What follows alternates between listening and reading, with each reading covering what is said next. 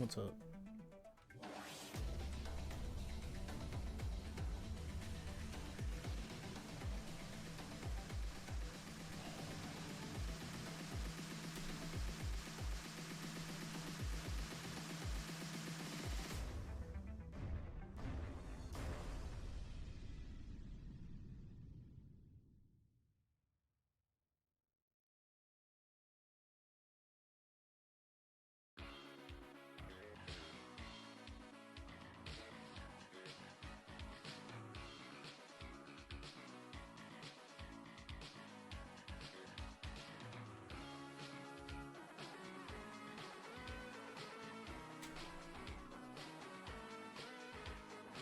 Okay, I need a limit break for the new limit break expansion.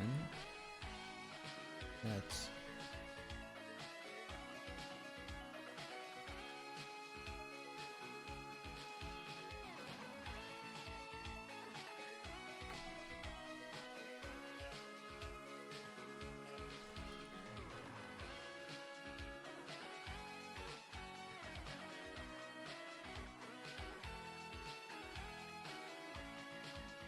3679.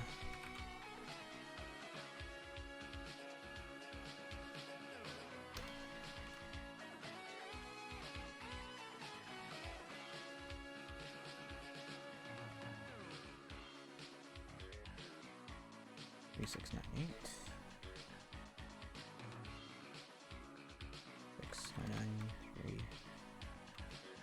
100. 3703 is 3704.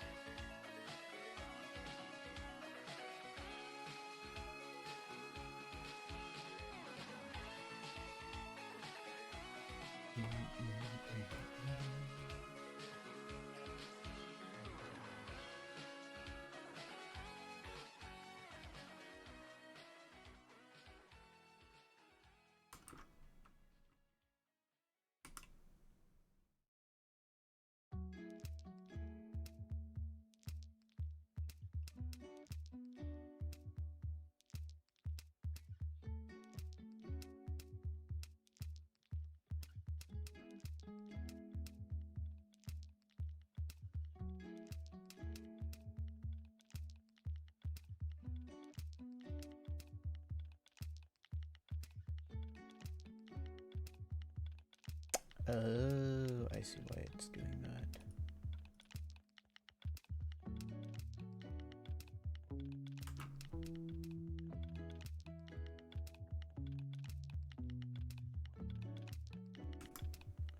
Okay, 3679.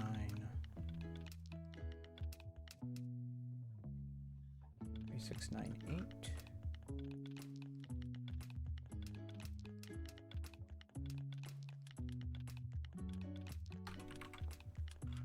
Forward on.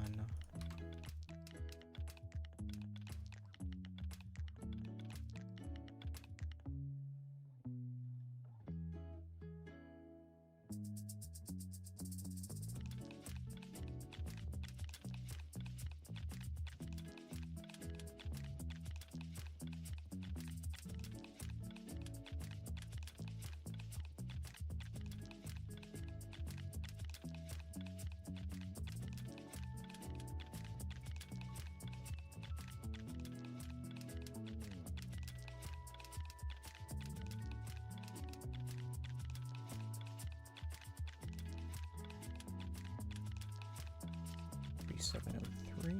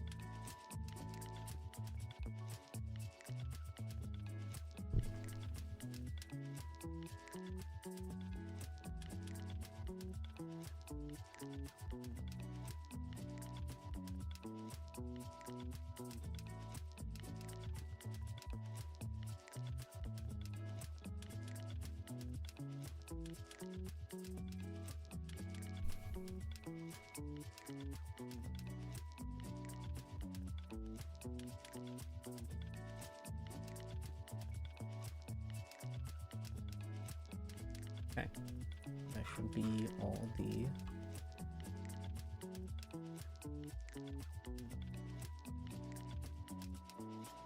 Okay. And this is... Scarlet... Indigo... Pokemon ripped off One Piece. Scarlet and Violet? Indigo... whatever DLC thing?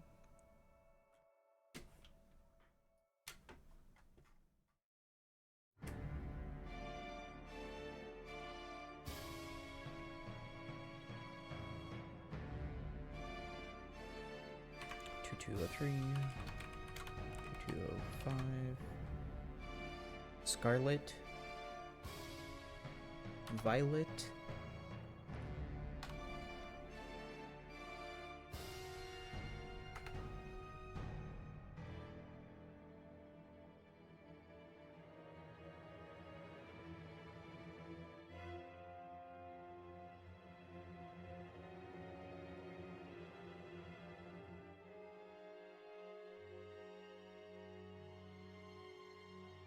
two 332, 2334. Then Cavendish and Kizaru from Rumble.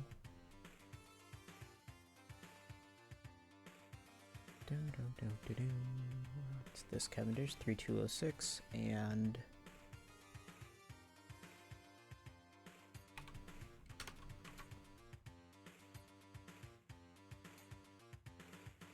3704. Yep.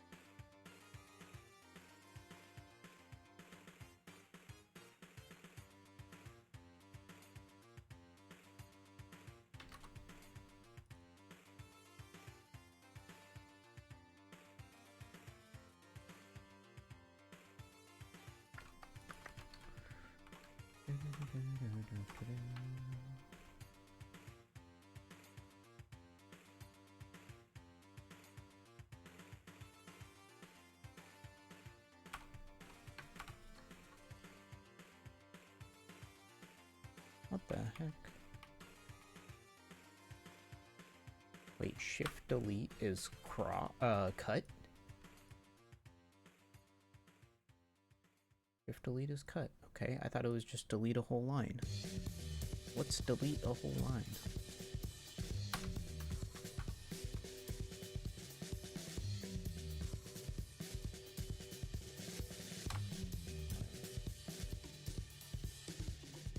HP is blue, 10%. One special is activated. And one special is activated.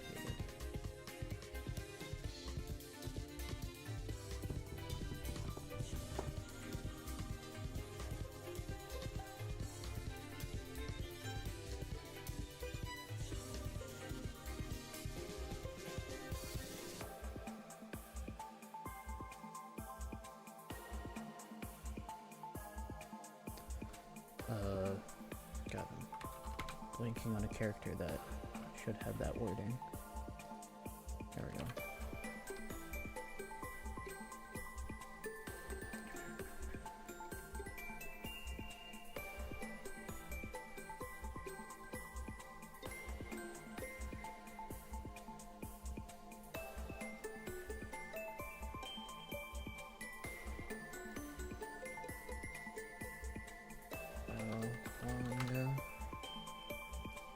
Wow.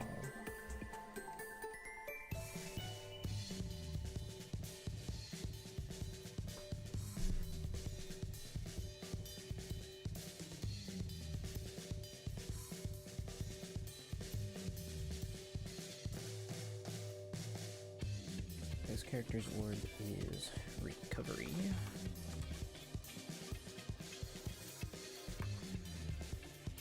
Increases orb boost.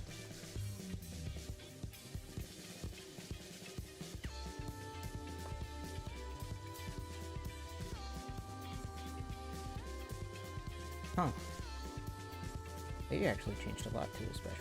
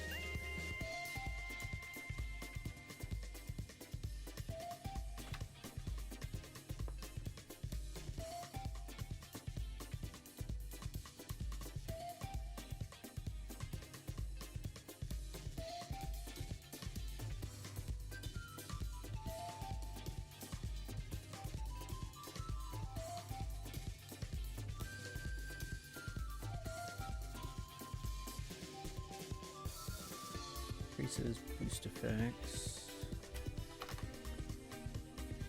Orb amplification buffs by 0.25x.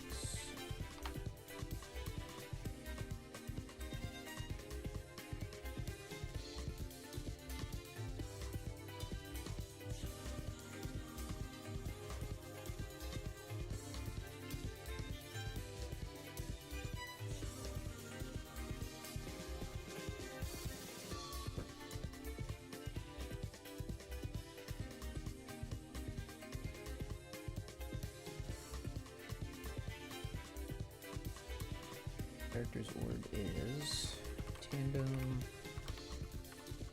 the empty,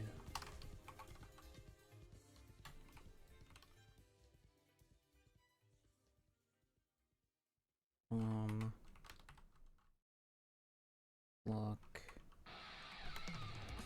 strength, dex, quick,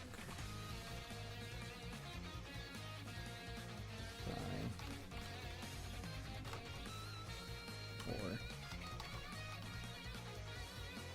int. When the special is activated,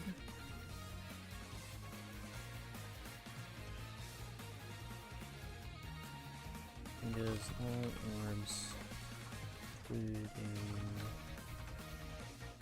honk orbs, into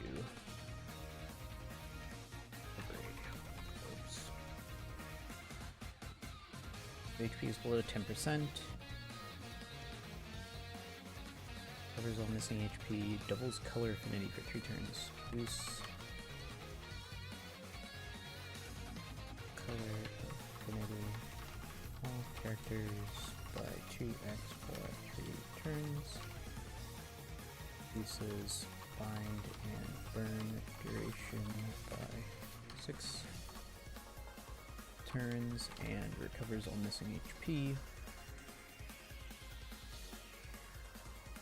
Captain is a driven character. Why? Whatever. Captain is a driven character. Removes poison and blindness duration completely and reduces dangerously by 60%.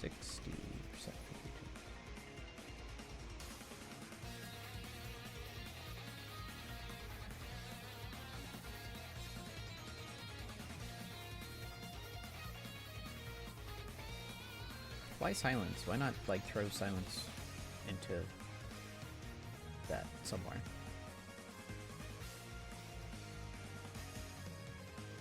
I'm gonna boot up Nox just to make sure I'm reading that right.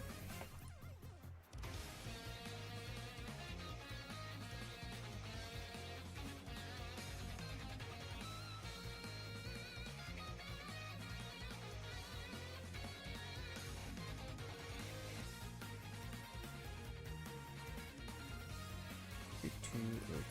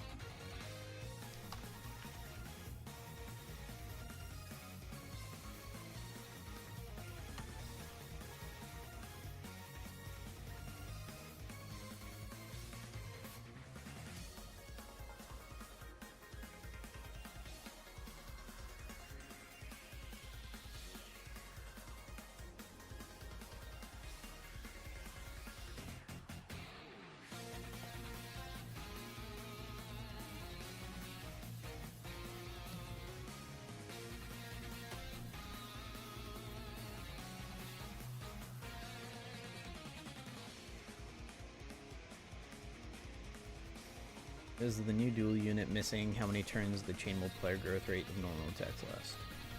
Maybe.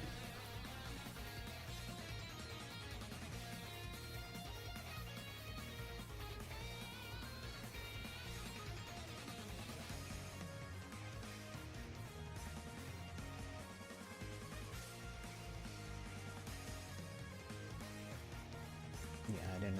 No. It's right there for 1 turn. Let me make sure that's correct, though.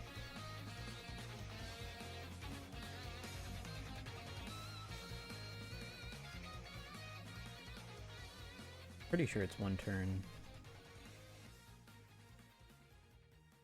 Can actually just check the video.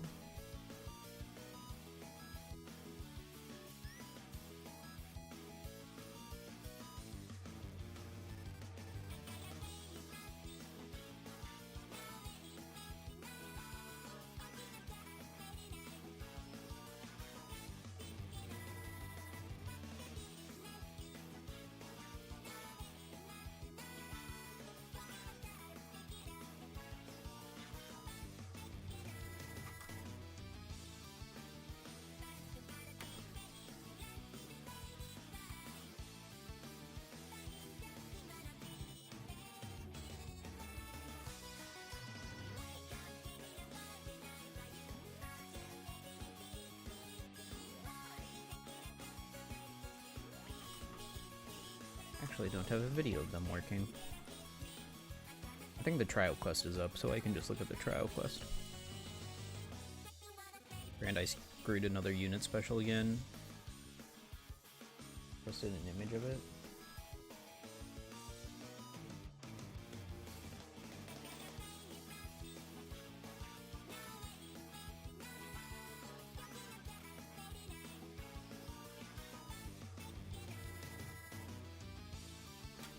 Based on it not mentioning it, it's probably 1 turn, but I can definitely see how it could read as like 3 turns.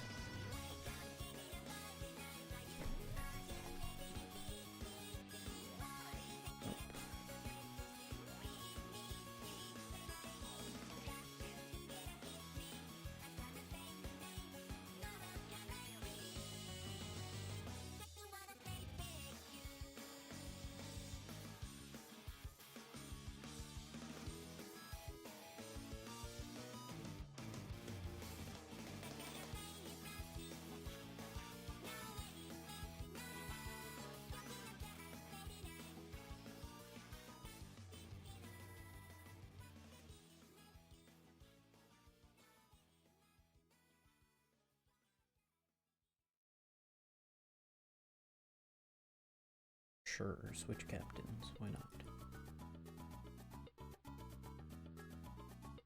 Oh, it's technically only 2 turns? Oh, you do get the attack boost. They worded that weird.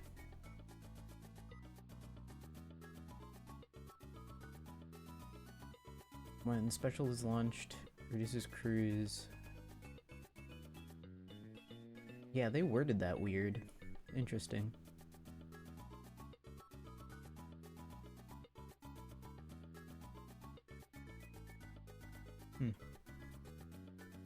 So you get an attack boost on the first turn. The way they worded it made it seem like you don't get an attack boost on the first turn. Okay. Well, that's another thing I gotta fix.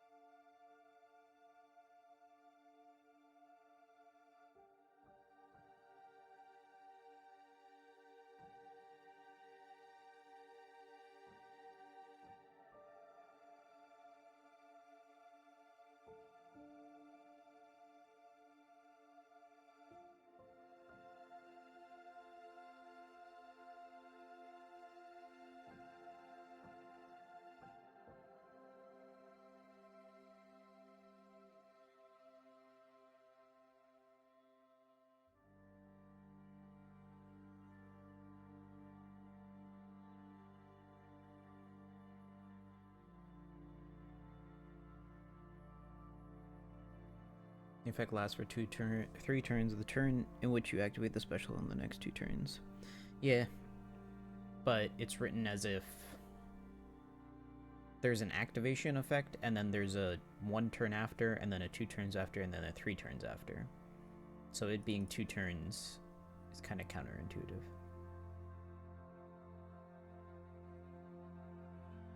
And then you're not technically applying the attack boost, it's like...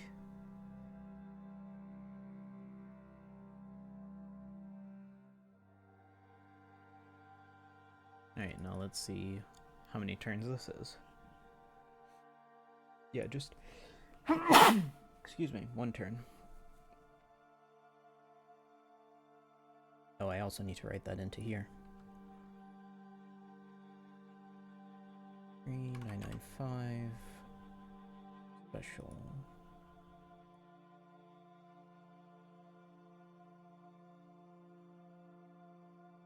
1 turn.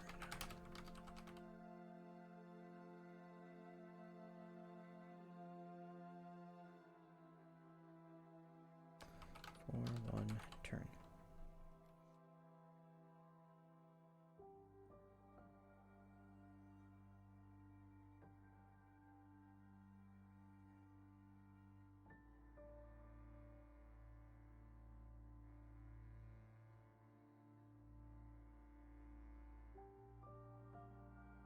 But yeah, it is only 1 turn. And even though it doesn't matter in this case, it's just showing off that there's that effect.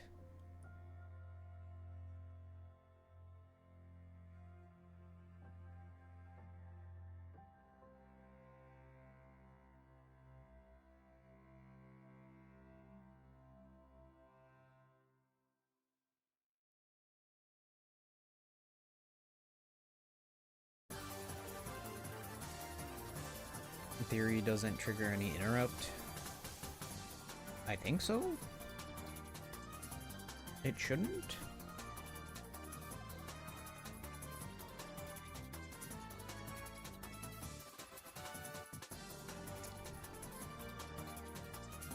I believe it shouldn't.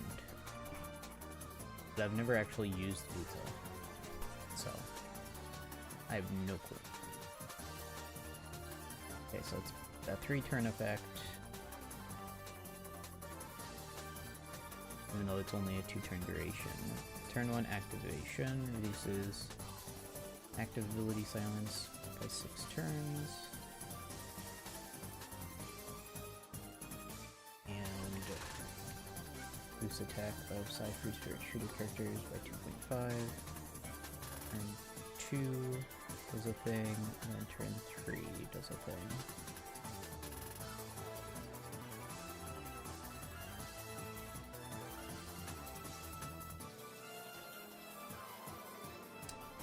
Yeah, it's just weird how they word that.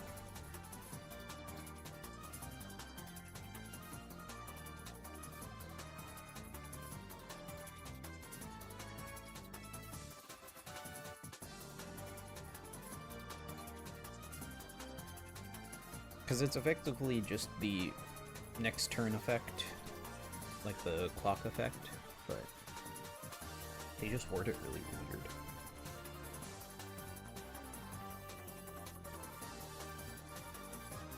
It's another key part of the special.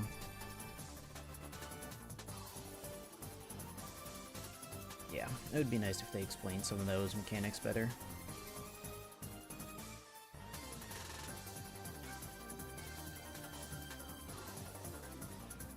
But that's what happens when the game is super complex like that.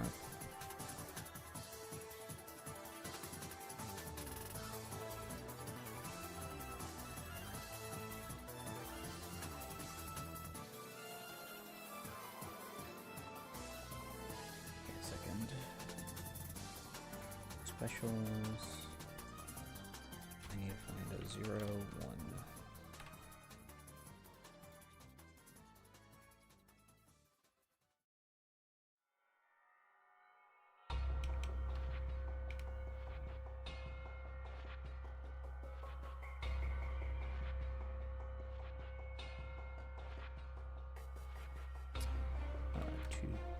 Two or three.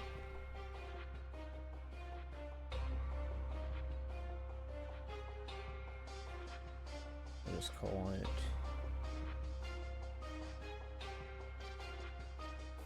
it's a fee. Remove that.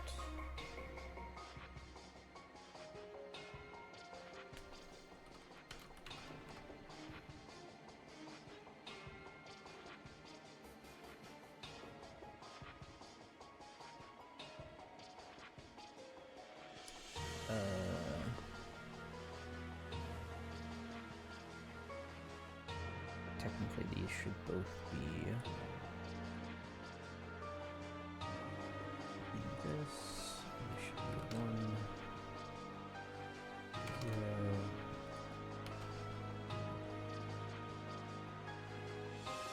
And this.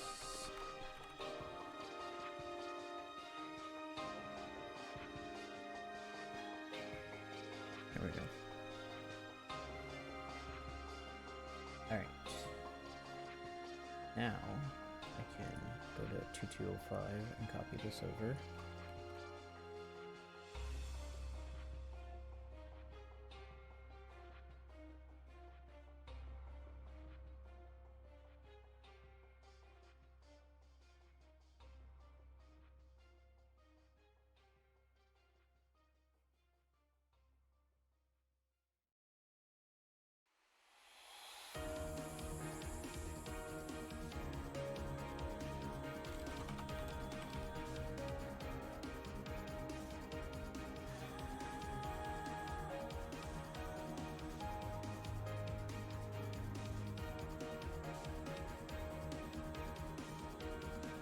Second.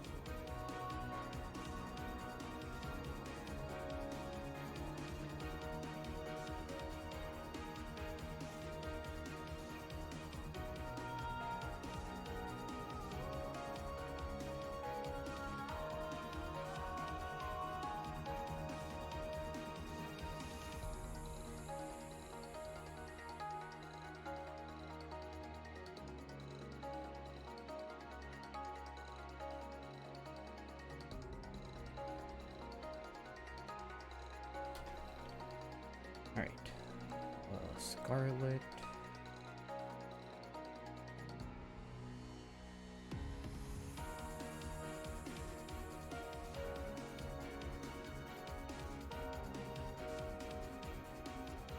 The crew has org boost. We're writing the sheet of all the new characters in Italian. Oh, yeah. Well,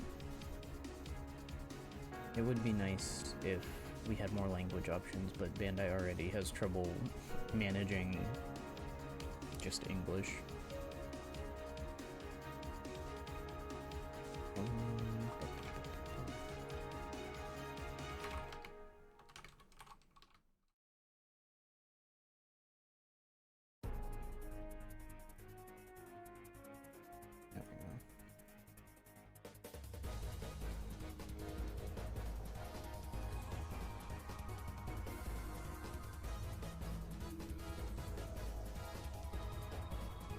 improves orb amplification, extends the duration by 2 turns.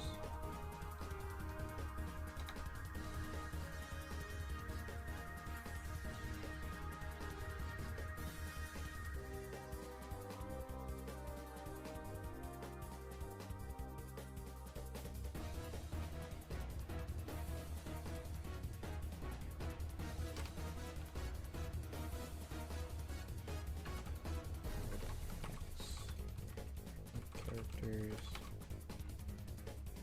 by 2.25 extra 1 turn otherwise.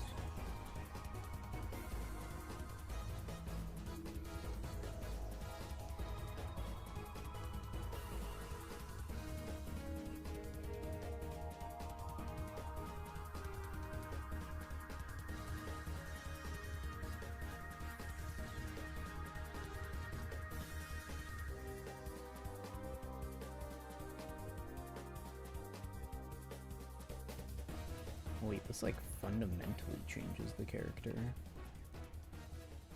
HP is below 10% when the special is activated.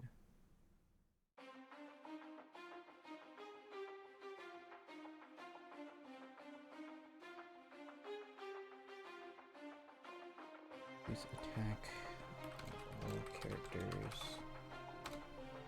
2.25 for 3 turns.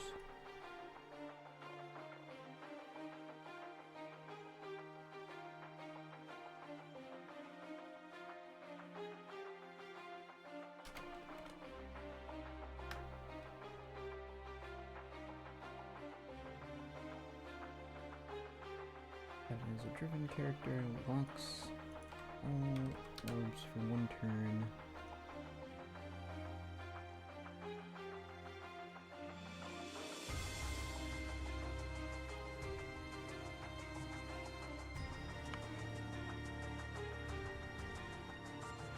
Uses enemies percent damage reduction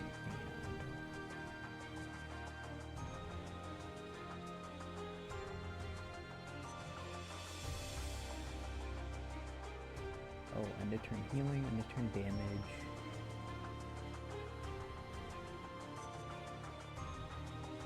Attack up and berserk duration by 6 turns. Interesting.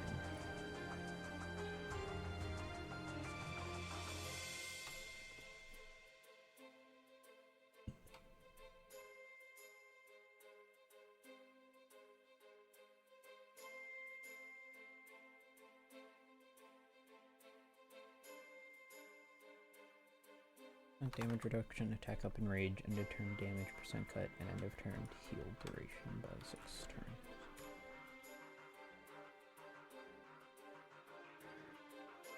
There we go. That should be all of that.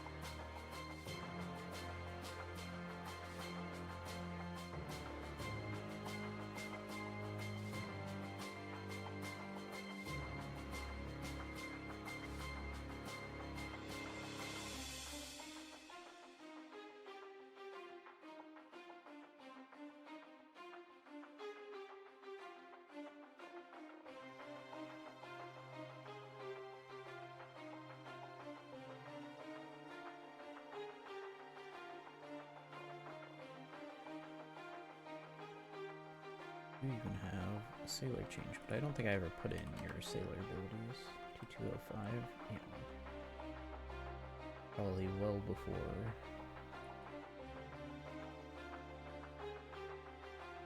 I had a lot of those working. Although, was that your base sailor ability? It was.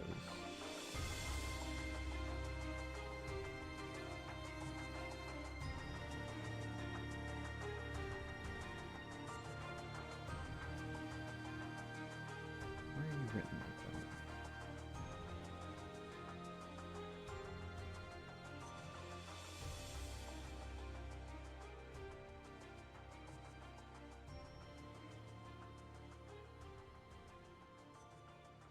Wait. Oh, I see why that says that.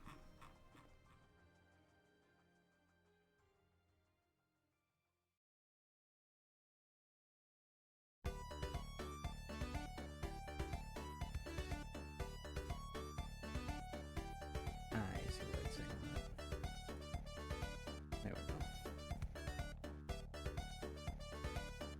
Have I considered updating the ship section with what would be the new ship expansion abilities? I don't own that part of the... like, I don't have control over this. This is a different website.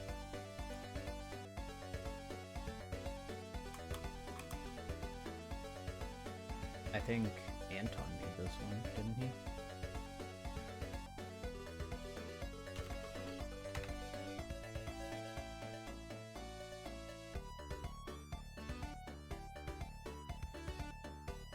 Yeah, Anton made this one.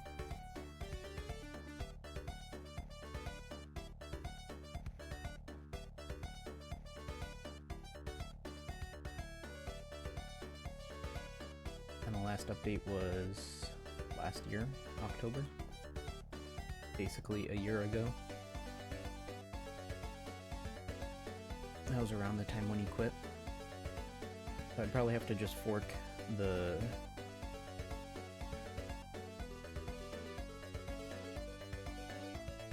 I'd have to fork this completely if I wanted to do something with it.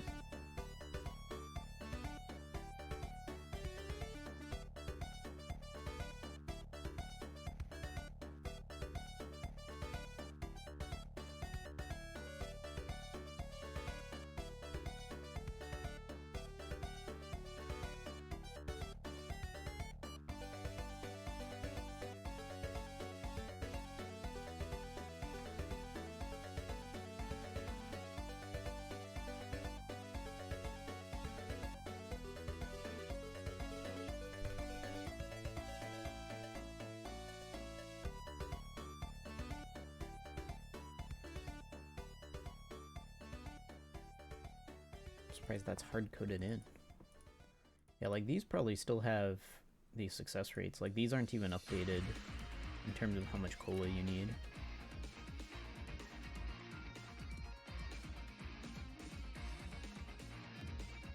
Because now success rate is redundant. There's no reason to include success rate. It's all 100% now. Yeah, I'd have to just kind of fork it. Not really forking it. I'm just going to be copying the code, essentially. And then just throwing it into the database and updating it that way.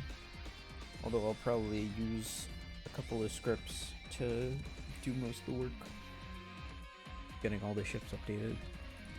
But yeah, that would have to be something I do eventually. I'm not going to do that right away.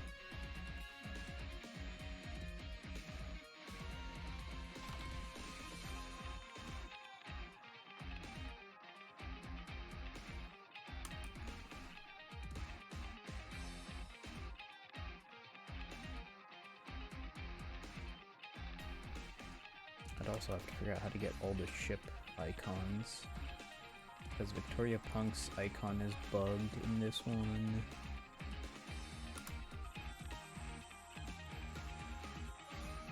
And then there's a bunch of ships that I haven't gotten, and I don't have on my burner account.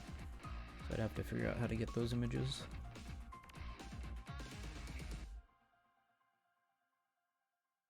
Alright, sailor ability, 205.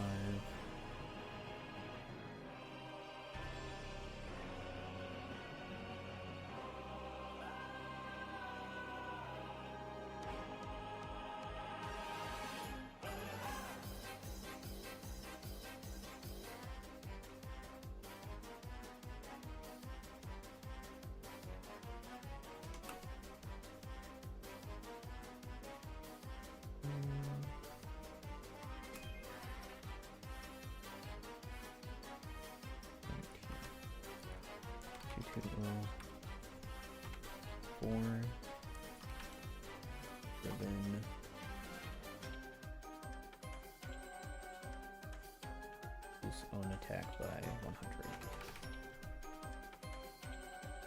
5.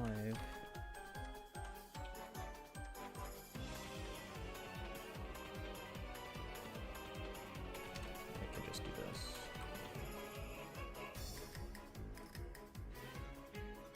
And around here should be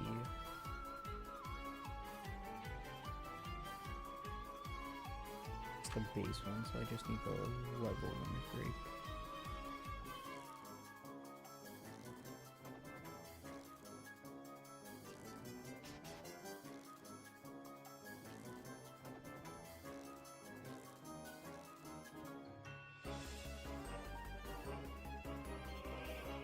Yeah, Twitch ads are rough.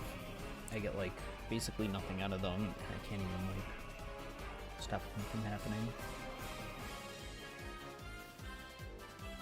Alright, and now I'm gonna change to 205.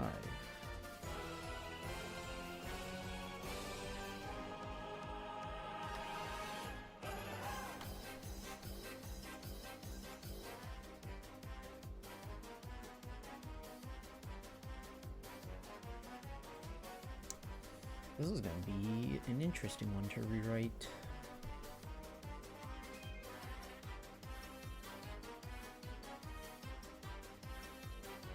But I basically need to do the same thing as this.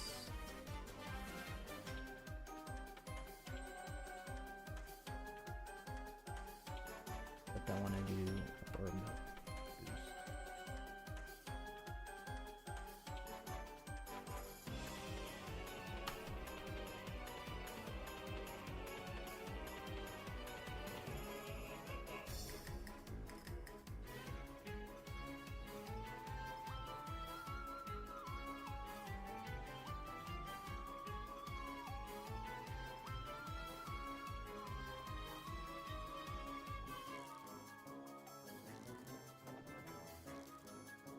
$2.25.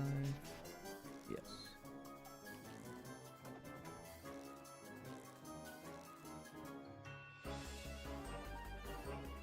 And this is 2 or 5.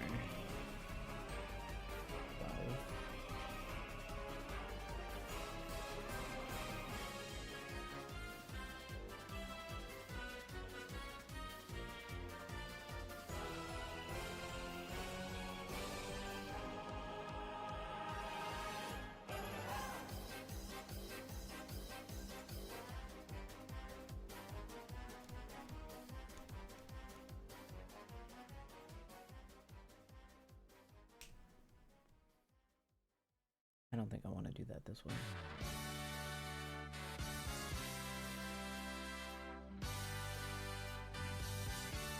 No. You enjoy seeing them as long as it's helpful. I mean, I don't mind if you use a ad blocker or anything like that. Which doesn't pay me that much. Hey Kimmix. I'm doing good, how are you?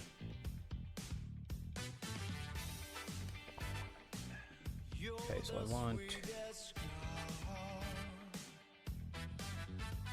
multiplier 1 here.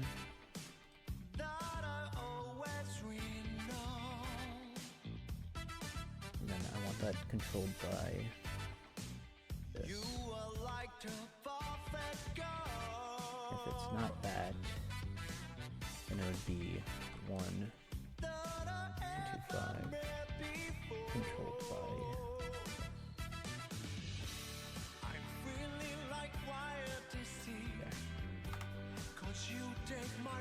That would be a little bit better.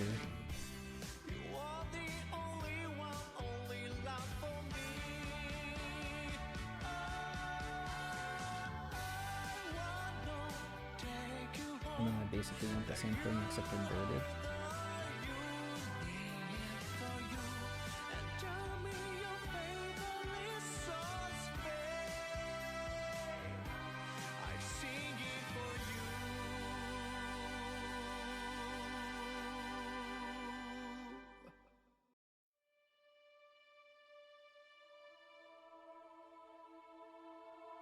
Actually, yeah, I could just do this, because, yeah, that should be fine.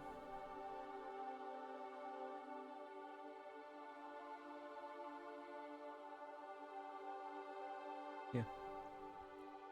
That should be good. Music's kind of loud. Man. That's annoying. Some of these songs just are way too loud. I can boost me a bit, I guess. Quite a bit.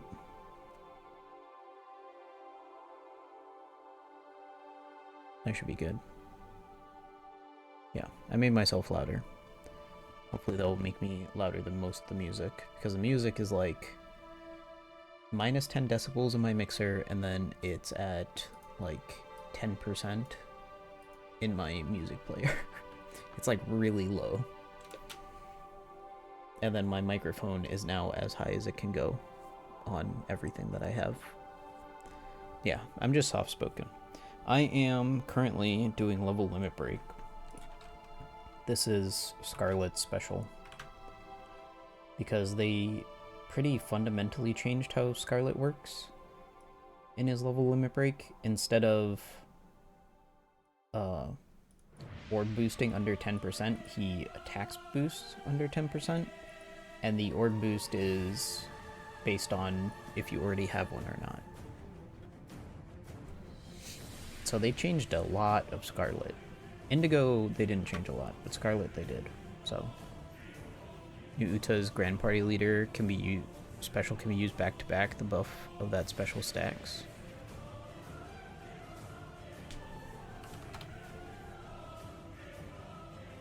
Her Grand Party special?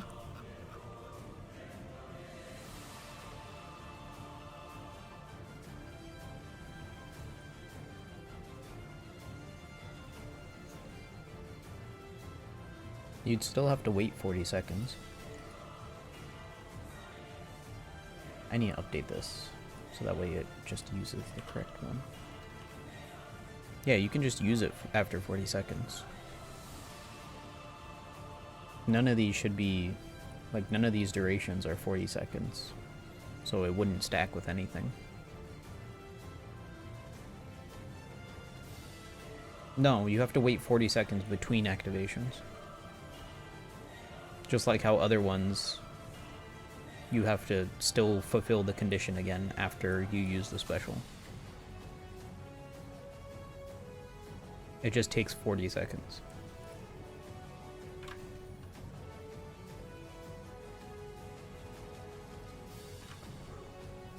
So like, where is Gear 5?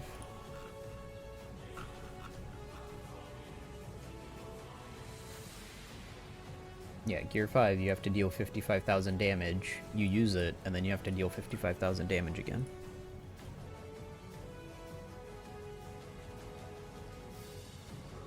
Alright. Where is... new units. Info. 2332.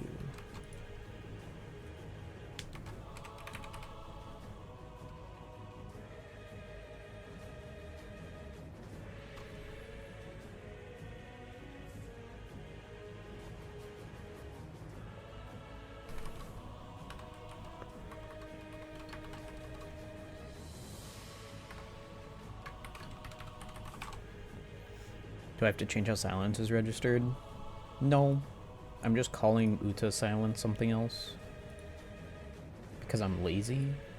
And because, like, 3 years ago, I held a poll where I asked people, hey, should I change silence to special bind? And I think it was like 70% said, no, just call it silence. So I never changed it. So Uta's is called active ability silence,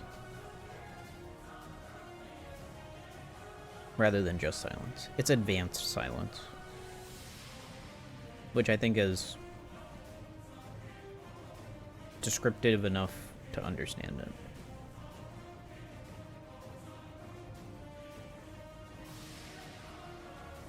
Honestly prefer special bind. I'd prefer if Bandai didn't have a 6-month gap or a 9-month gap or whatever it was between global and Japan, because that's just how it was translated. When Silence came out on Japan, people translated it for global and they're like, let's call it Silence because Special Bind sounds clunky. So. And then it stuck because we had 9 months to call it Silence before it came out on global, and it was like, oh, it's called Special Bind. So. The name stuck. Just as long as it's clear. Yeah. I changed up some stuff here. So that way it's like, oh, active ability Silence. In-game it's called Silence. Fear, in-game is called Sailor Despair. Right. Silence is called Special Bind. There's probably a couple of these that I could change. I think most of these are correct. Burn is technically burn for you, but it's ignite for enemies, but that's fine. Bind is fine. Blindness I should change to remove SFX. Let me do that actually real quick. Not yours. Blindness. IGN. Remove SFX.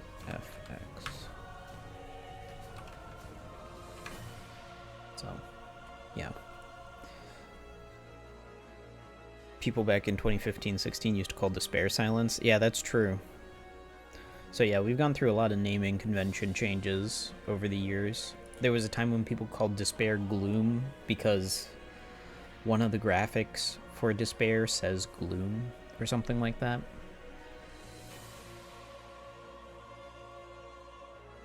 So yeah.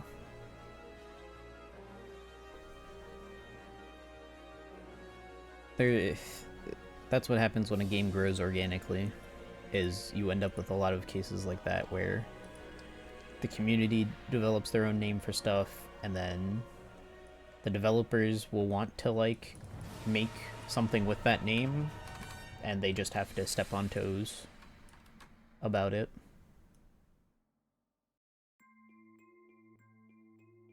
Okay, reduces increased defense and % damage reduction.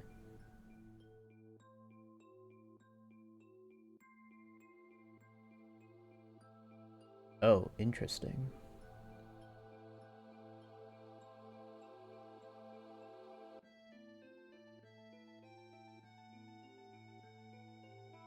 Okay. Reduces Bind and Despair duration by 2 turns. You have damage reduction, reduces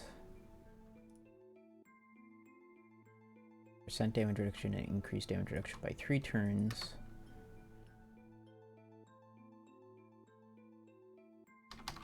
And recovers 20%. No, 30% maximum HP. Otherwise, reduces by 2 turns. Let me add a semicolon here to add a proper break. By 2 turns, and reduces damage received by 80%. Otherwise. There we go.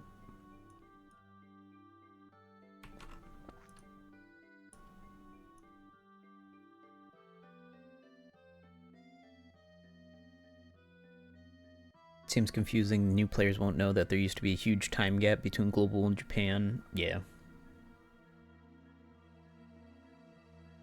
Don't understand what I meant about active abilities.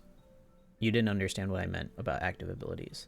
So, I'm using active abilities in the game development terminology way. When you talk about games at a higher level, you can generalize like stuff you can do in action games as like passive abilities and active abilities. Passive abilities are like always constantly happening. And then active abilities are things that you have to activate in order to get the benefits of.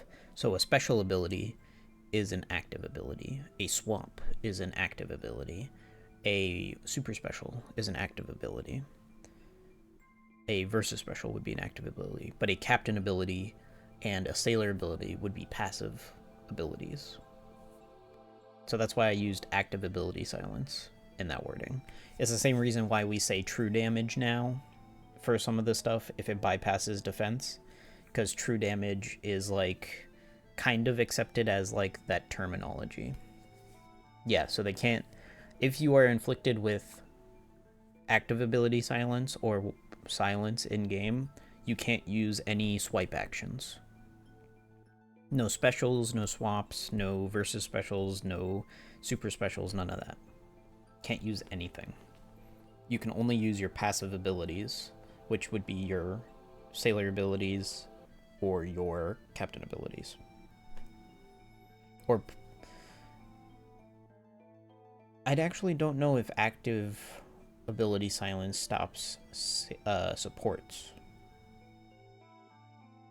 We'd have to test that.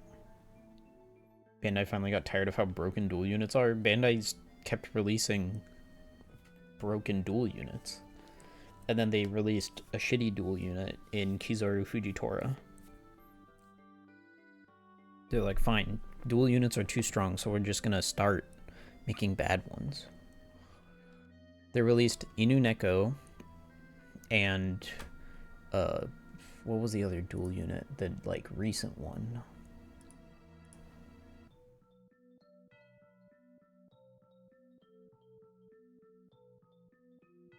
Shank's Buggy was one of them. Luffy Yamato. Yeah, it was Luffy Yamato. They released Luffy Yamato and Inu Neko, and they're like, alright, this is too much. We need to scale down on how good dual units are. Carrot Wanda also. Another very good dual unit.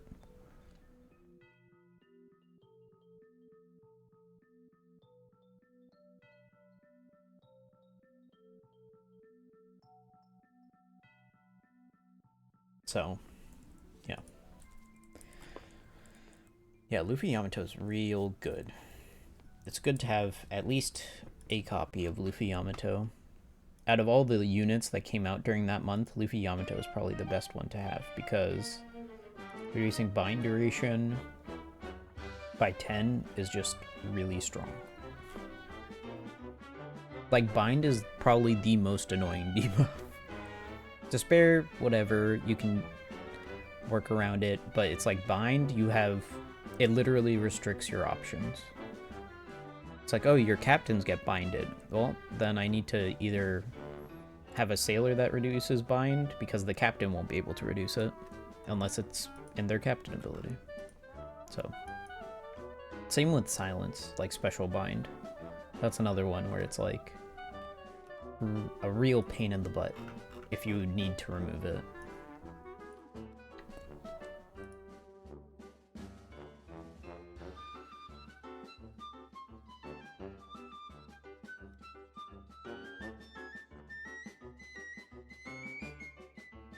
Oh, they significantly improved Bin's special too. That's good. I don't know when they expect us to use these characters. Reduces enemies threshold damage reduction by 6 turns, deals 80 time character's attack in typeless damage to all enemies, delays all enemies by 1 turn.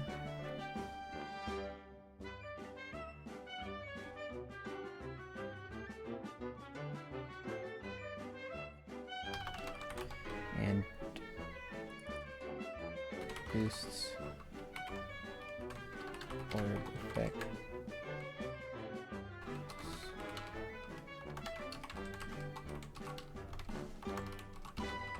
of shooter characters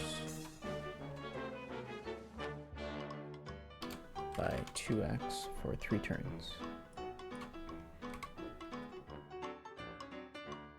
The month of content without Luffy Yamato is rough, yeah. Thankfully I got Luffy Yamato like right after that month, but your captain is a shooter character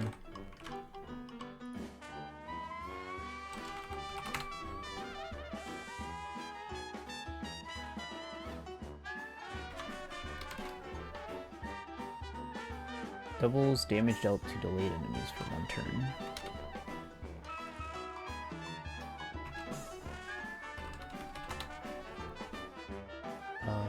Was it you? Boost attack against delayed for 2x. For 2 turns. I just need 1 turn though.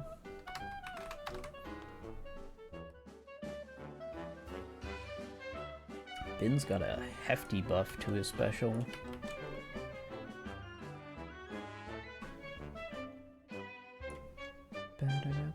Boom. 2, 3, 3, 4. 2, 3, 3, 4.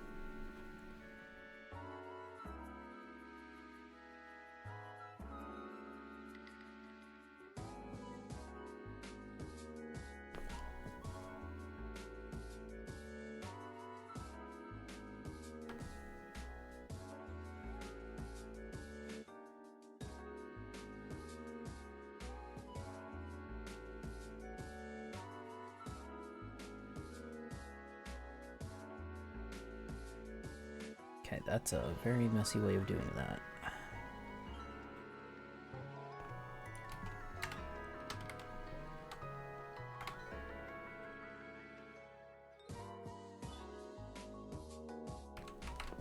Two, three, three, 4.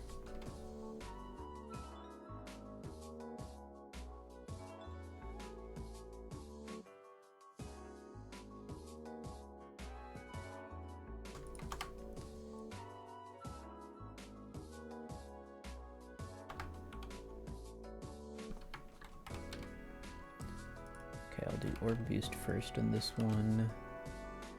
I can get rid of all this.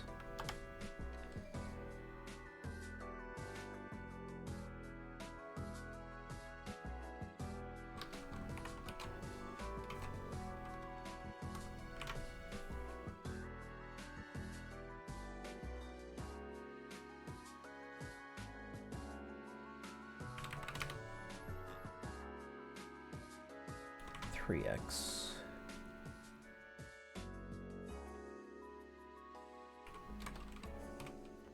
2x, sorry. And then I need this. That should be enough for the orb boost. Captain is special, boost attack against, or Captain is shooter, duh.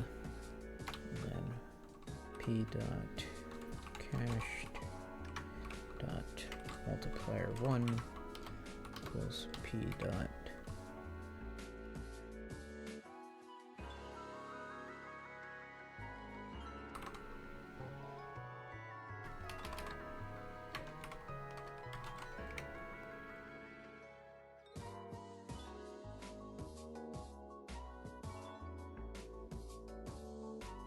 I know that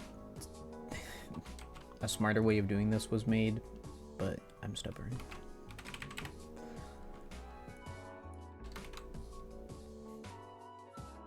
Somebody made a pull request a long time ago. Class.has where I don't have to predefine a lot of these things. I can just do them. But I'm just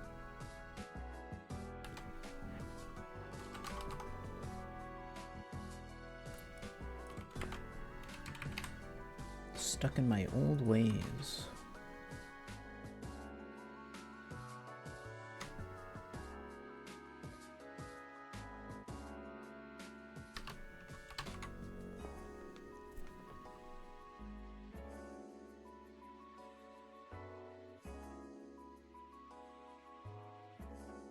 Here, Luffy Yamato's fully level and Breaking Rainbow. Do you want to use them more? Yeah. Too bad, you know, booster meta. If you own a legend for 3 months, you'll probably never use them again. I think this is good.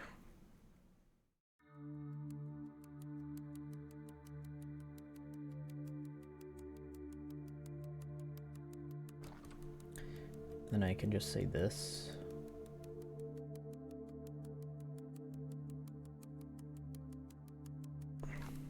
If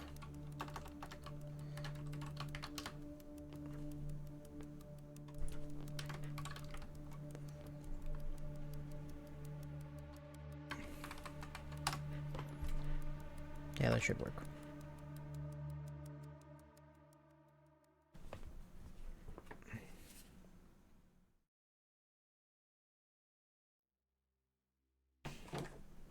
It's the one downside. It's like you can have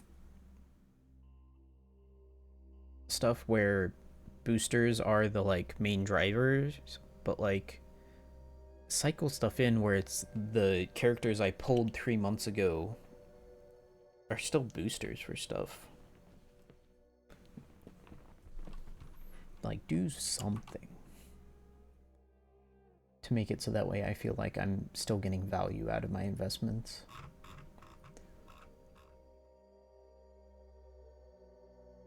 Alright, and then the next two are all PvP only stuff, 3206 and 3704. Yeah, they're both the same. Right? Yeah. 3206 and 3704.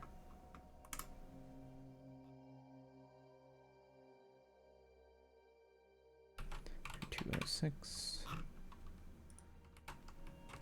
3704.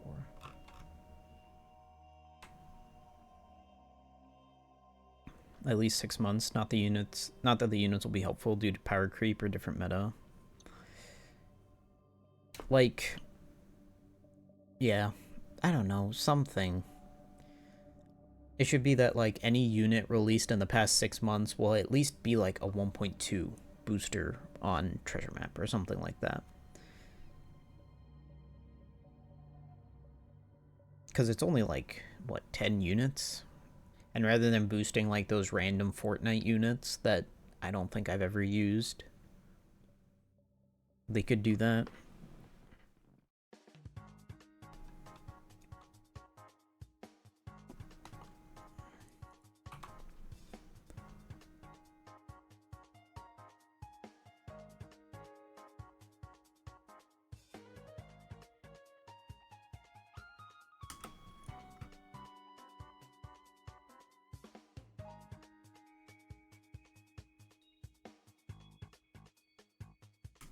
Two oh six. Okay. Now I need to go up to the Rumble folder, Rumble file, 206. Oh god. This was before we reformatted this as well.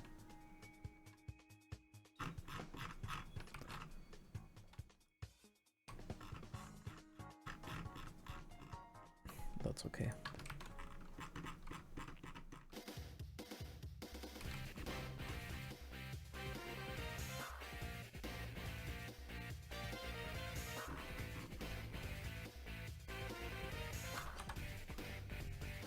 Hey, Mr. Reality Man.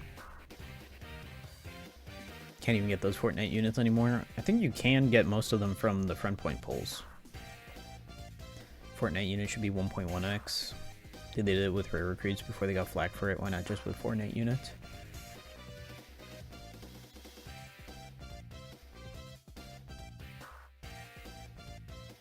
Yeah.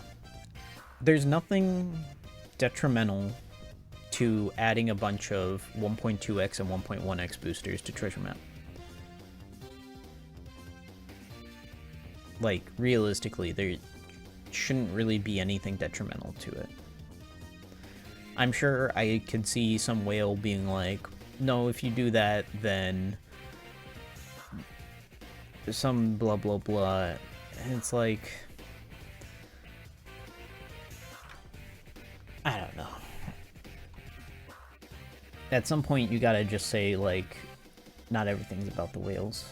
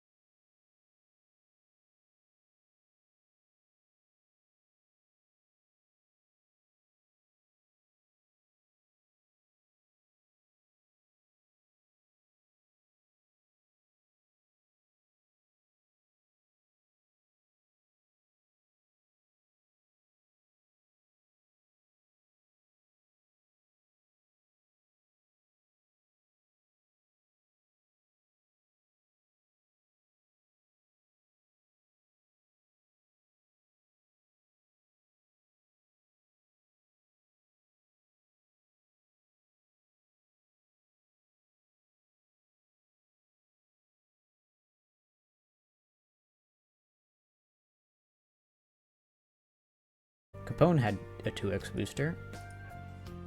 Fujitora had a 2x booster. Izo had one. Wiper had one. Kuzu had one.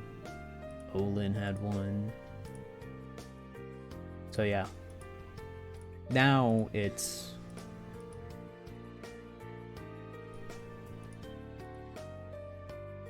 It almost is random. It seems like. Boosters used to be more accessible. Yep. That is true. Let me see if I can pull up this, or is it going to tell me that I'm not logged in?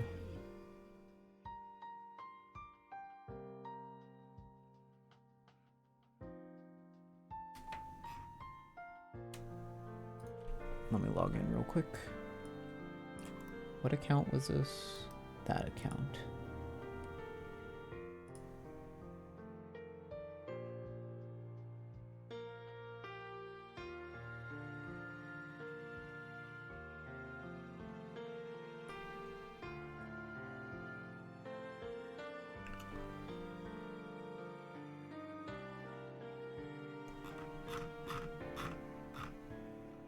Let me... So which ones did I miss? Akainu Flampe, Yamato, lead performers.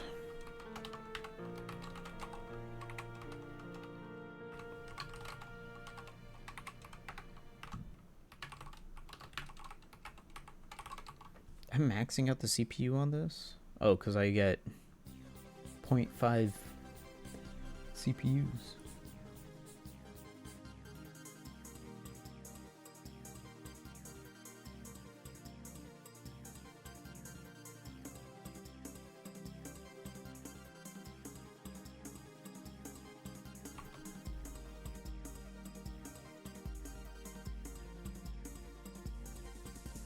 Is it not going to show me the console? There it is. Okay. We've been hovering around triple digits for boosters, but there was definitely a time where we were in the 90s and 80s for boosters. But global used to be like 120 boosters per treasure map.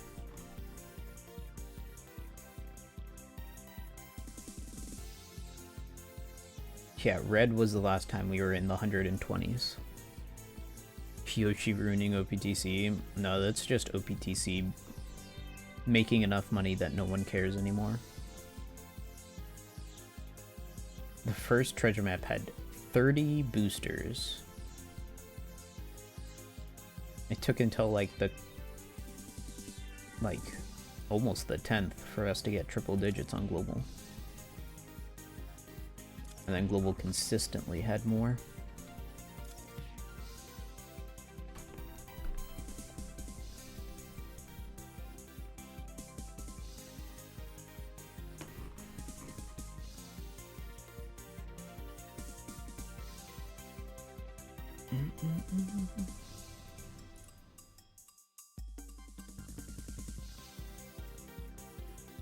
Yeah, there's the full thing.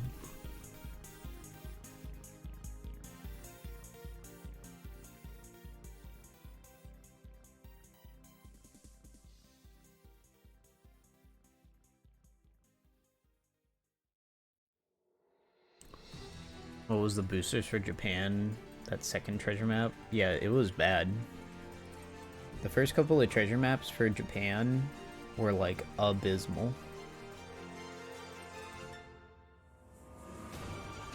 And then Japan also had worse treasure map format overall. Japan like had bad points, smaller boosted lists, and a whole bunch of other stuff. And global had better boosted lists, better treasure map formatting, and then servers merged and they decided to pick the Japan numbers instead of the global numbers. For whatever reason, the developer team decided to pick that. So, very fun. Targets 2 low defense enemies for 2x damage. 2 high defense teammates Or is it just 2 now instead of 1? It's just 2 now instead of 1.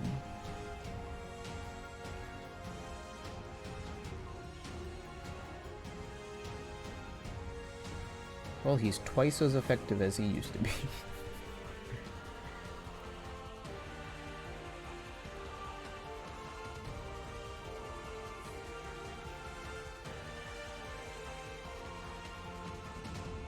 Alright, that's it for Cavendish. 3704.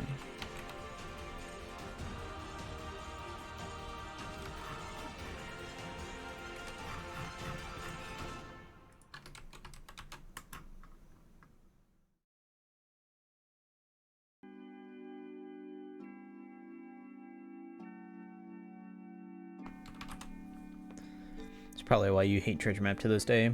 I started my Japanese account on Mihawk Treasure Map, and I really liked it. I remember getting like 15 million or something stupid on that treasure map. I really enjoyed it, but then they just didn't do anything with it, and it like immediately burnt me out. Honestly, I think having treasure map every month is kind of a mistake.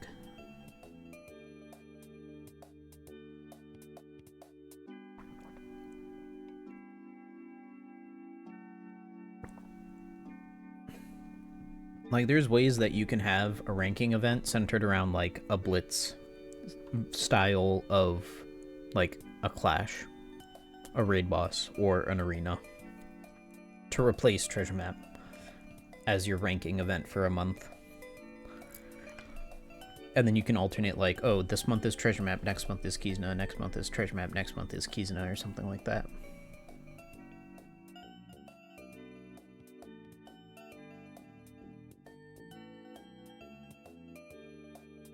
But, like, treasure map, they're like, play 20 runs a day for the next 4 or 5 days.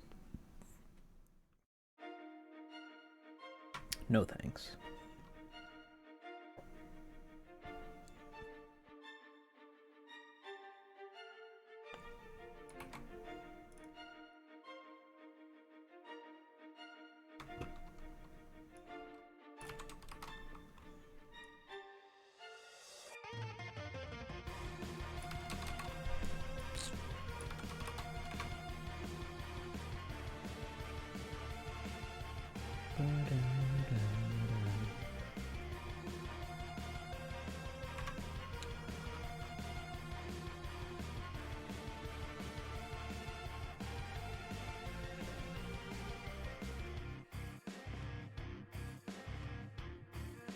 Targets 3 high attack shooters for attack up for 6 seconds. Targets 3 enemies for damage. More damage. 3 times target strikers for paralysis.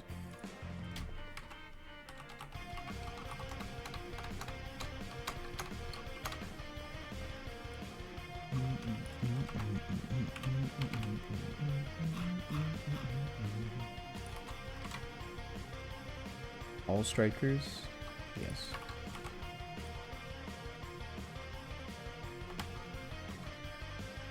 "10 seconds, 55% chance.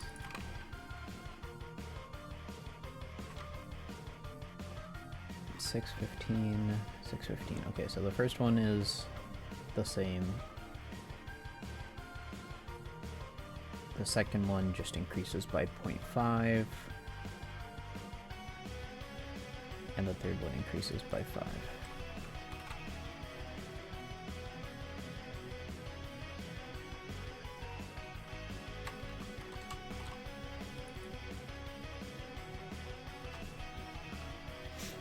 Treasure map is too time consuming. I keep on telling, like, anytime I get asked, or I got asked by Bandai, our community manager, or whoever, like, oh, what suggestions do you guys have, blah blah blah, it's always make the game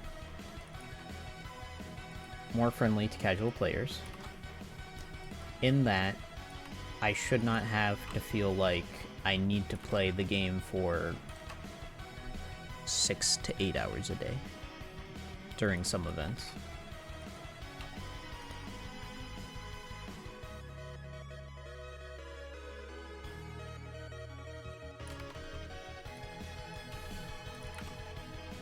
So, those suggestions were definitely made. Were they ever actioned against or actioned on? However you'd want to word that. Probably not.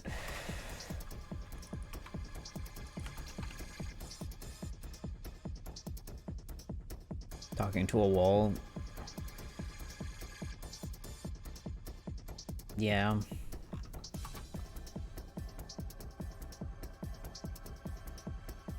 There's always been historically cases of like, oh, there's like one dude on the One Piece Treasure Cruise team who made the decision and no one is really like trying to fight them for it. And it's like they can change their producer, they can change the community managers, they can add more people to the team, they can move people on the team, and it's like, no, there's like one or two people who won't budge, and it's like it's either someone on like the programming development team or it's like someone higher up above like the entire development team and the production team, and it's like some Bandai executive who heads like mobile games who's like, no, don't do this experimental thing, don't change your format, just do what you're doing because you're profitable. Like, keep doing what you're doing because you're profitable. If you want to have overarching changes, like, you have to still stick to your core modes. Like, you can't remove treasure map or change treasure map drastically. You can change how treasure map is played, but it still needs to exist as a mode. It still needs to be this like 5-day period. It needs to have this many Suka Fest, etc., etc. That's how it feels. I wonder if there is someone who's in charge of Bandai's mobile division, because there's Bandai Namco Mobile, but OPTC is no longer. They might still be under Bandai Namco. No, they are still under Bandai Namco Mobile. I'm 99% sure they're still under Bandai Namco Global. They say they are.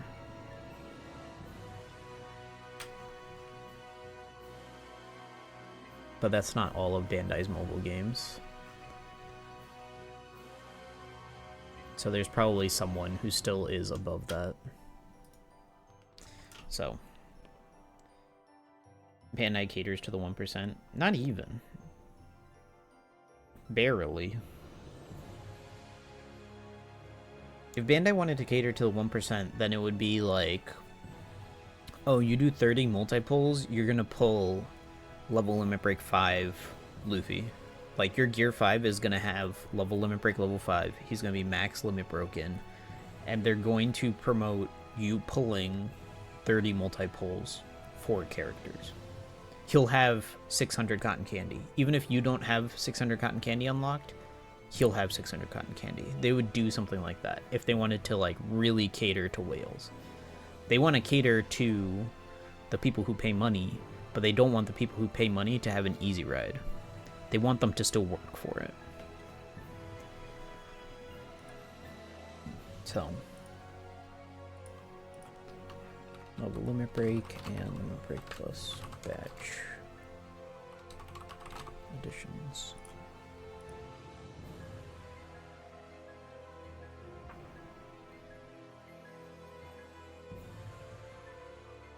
Could I go? Is it here? Details, usage.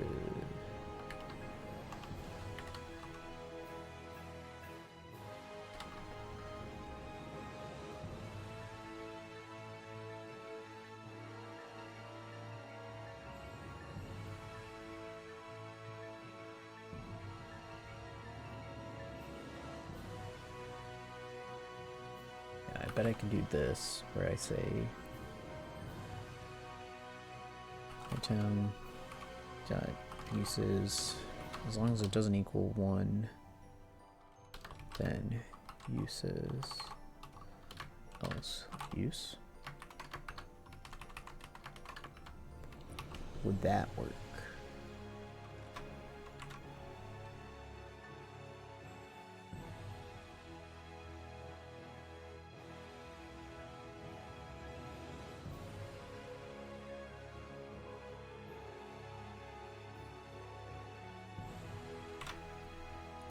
That might work. Uta.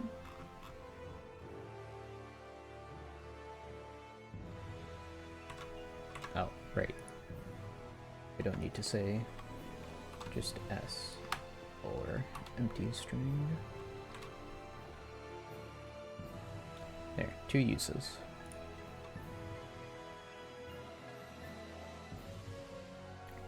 Making treasure map ranking last 2-3 days, and then treasure map lasting for a long amount of time. Maybe not Grand Voyage, but like 2 weeks. My proposal was treasure map would be for 2 weeks, and then Kizaru would be for 2 weeks, right after treasure map ends. And both of them would be a 4-day ranking period, because they're about 4 days. And then after the ranking period, there's no more ranking. The missions stay.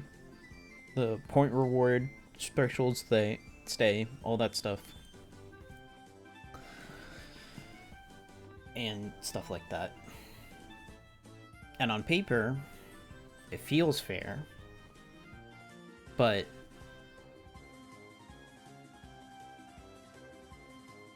not on paper. It discourages players from pulling, because then they're like, oh, I have 2 weeks to get 10 million points.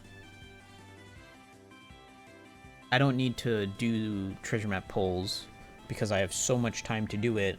I can reach nav level like 100 naturally. I don't even need to use boosters at all. I could just use speed teams for everything with like unboosted units.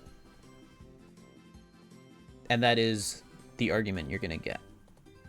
So that kind of system still hurts their bottom line, because there are those people who do pull but not for ranking. They pull just to get the characters, like the free-to-play characters, or to get the rewards and stuff like that. They play it as if it's a single-player game, and you'll see those people pull less often. I don't know how much of that. It is kind of the casual players. It's like the semi-casual casual players.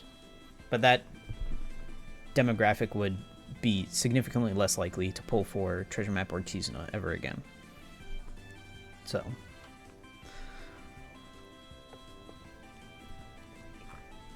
it is unlikely that we'll ever see that kind of change to OPTC in that direction.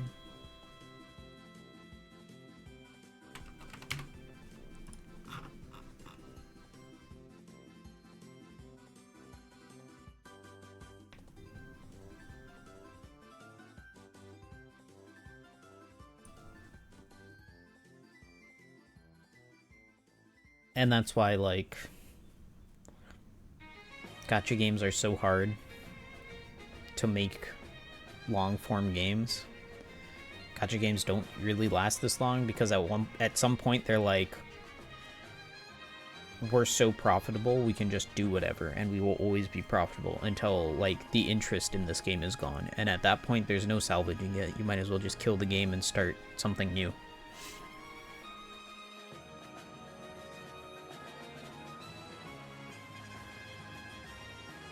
And the people who,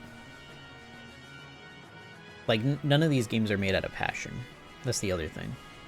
Like, no one goes and says, hey, I want to make a game and it'll be a gacha game and it'll be the best game ever. It's always, hey, I want to make a game and it will be a gacha game and it'll be the most profitable thing ever. Do I think players won't pull if the period is longer? There is a group of players who will be less likely to pull if there is more time to play treasure map. Yes. It's like Grand Voyage that boosters are not very needed. Kind of. Not really. Because it's still a limited time event. You don't pull on treasure map banners ever. Yeah, I didn't, and now I just do the discounts. And I get lucky sometimes, and other times I don't.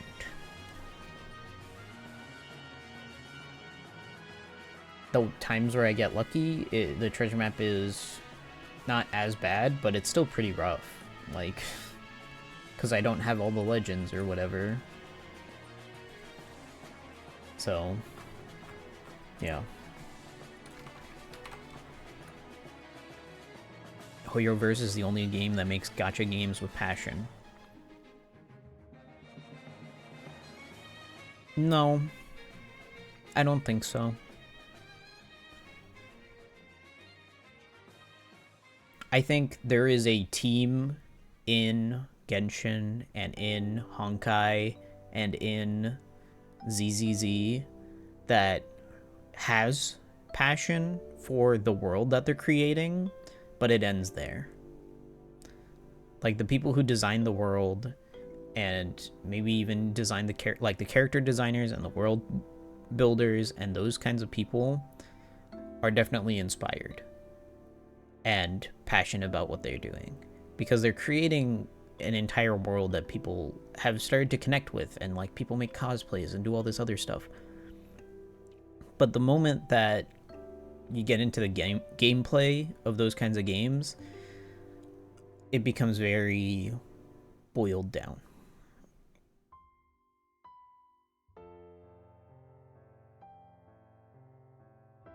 Like, there's nothing in the gameplay of any MiHoYo game that makes me say, like, this is a truly inspired game. So, the treasure map exclusive legends. Yeah, the legends from treasure map are nice because they're always boosted.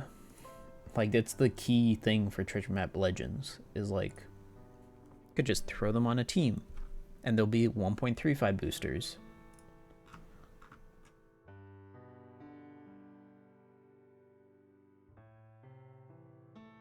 Alright, I think that's everything. What did I change here? Oh, yeah, formatting change.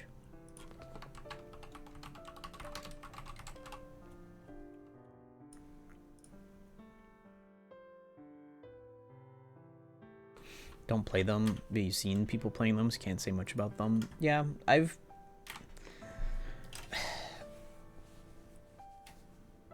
It's like Ubisoft games. That's the closest comparison you can make to MiHoYo. Is they're the gacha versions of, like, Assassin's Creed Odyssey and Assassin's Creed Valhalla. They are these, like, cookie-cutter open-world games that use, like,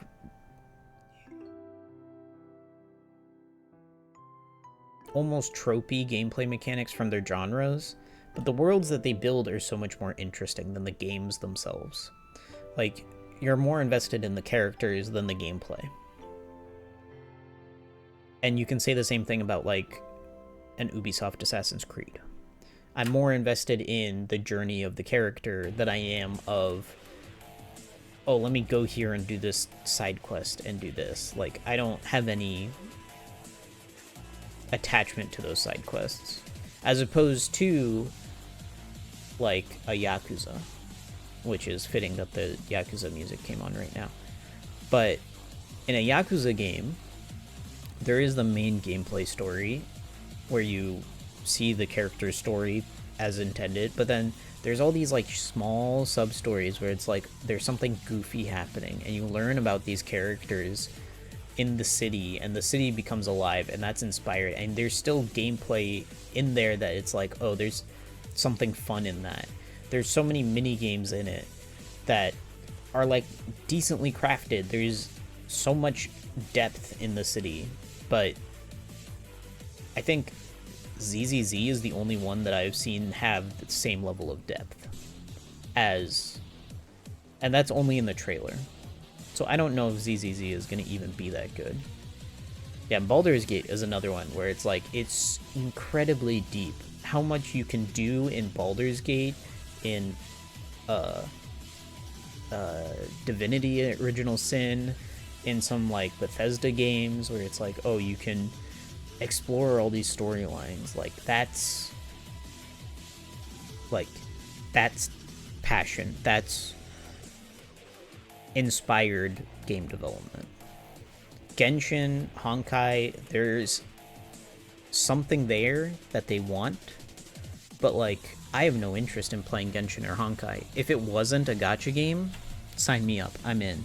Like if Genshin was like a Tales game, right? Or an MMO, like sure, but the gacha model that they've adopted just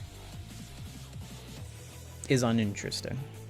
It's stale. It's boiled down. It's oversimplified.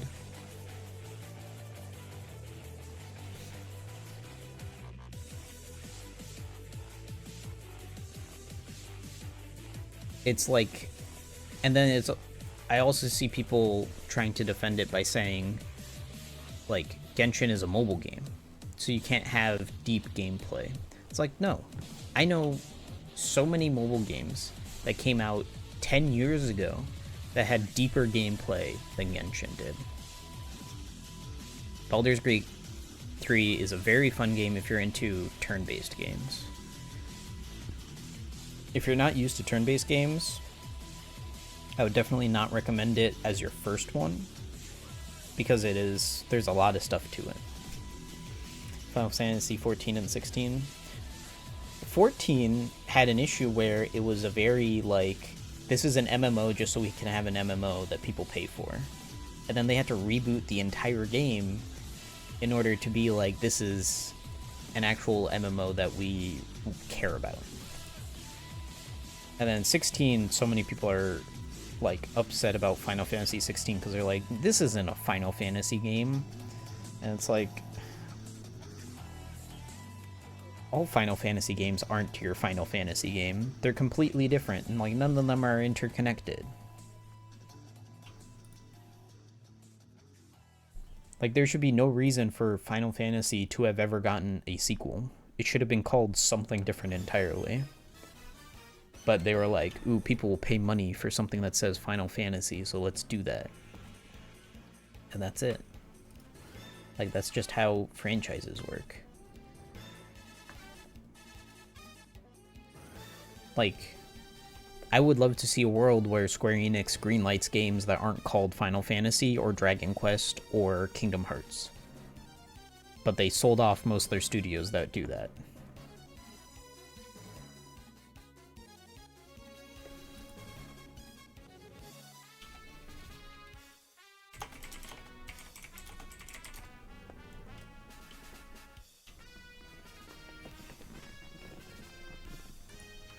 But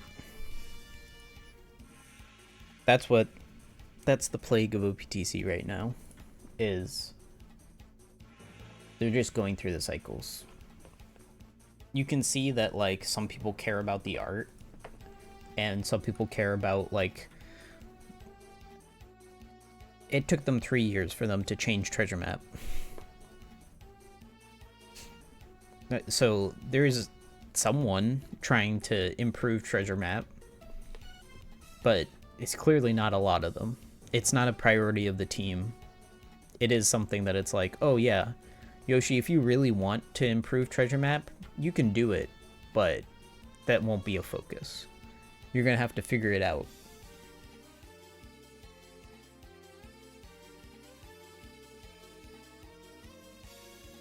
'14 is such a different game from when it first released. One of the best story you ever played. Can't believe it's an MMO. I would play it, but I need to like have a month where I just no life it, because I don't want to have to pay for it and then forget I have a subscription to it. I want to just like play it, finish it as much as I can in a month, and then put it down. And then I'll like come back for an expansion and I'll play it, I'll play a bunch, and I'll put it down.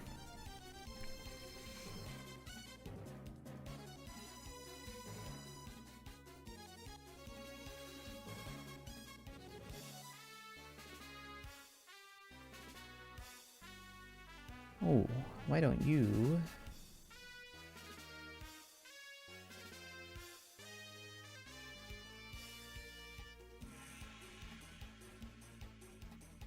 Well, why aren't these working? Uh-oh. Uh-oh. Super special query.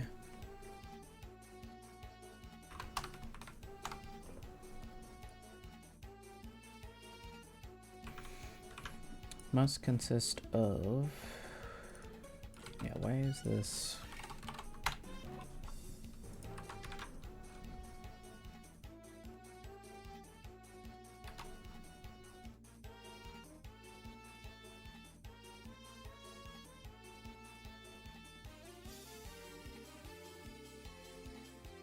Must consist of any of the following.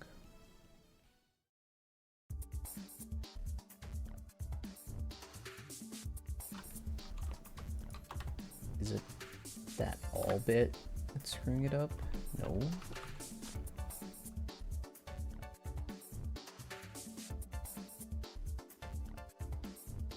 Must consist of any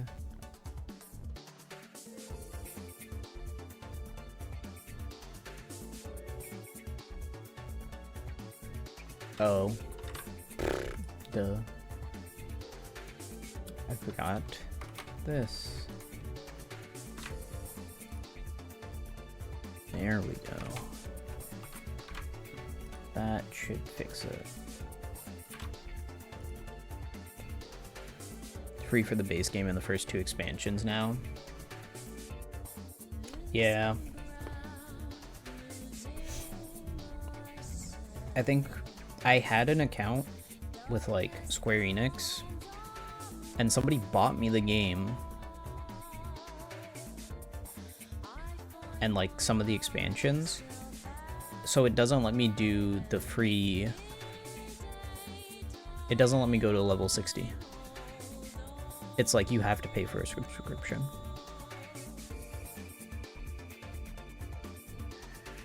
So I went to like level 30 and then I put it off for a while.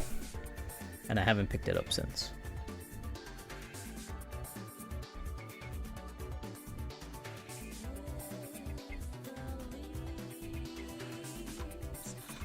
Okay, now why isn't this working? This is working. Why aren't you working?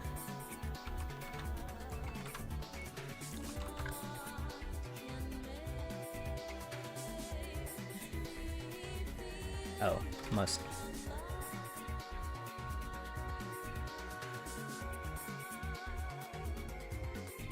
That's fine. 933. 3. Crew must consist of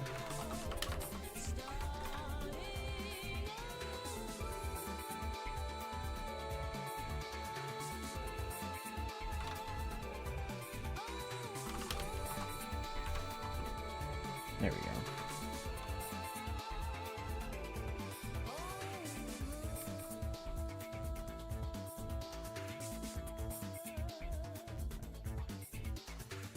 Okay, good.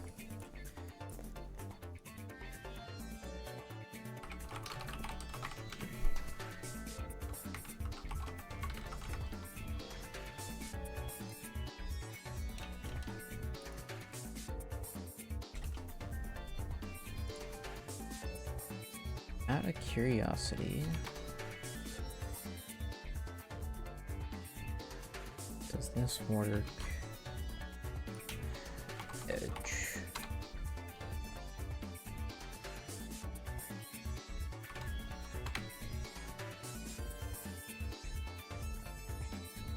Yeah, it's working on Edge.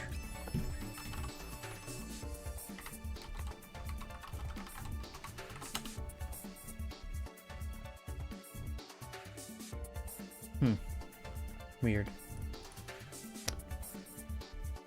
Somebody posted that their database is like not showing any information. Like none of these characters exist in the list, and I don't know why. But they're on Safari on iOS, so I have zero way of helping them because I don't have an iPhone.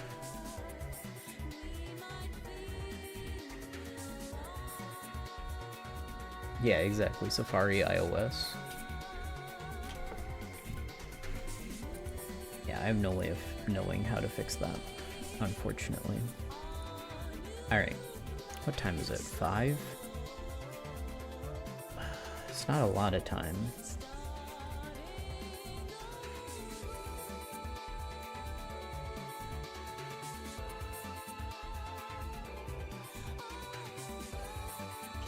I can do a Vampire Survivors run. That would be fun.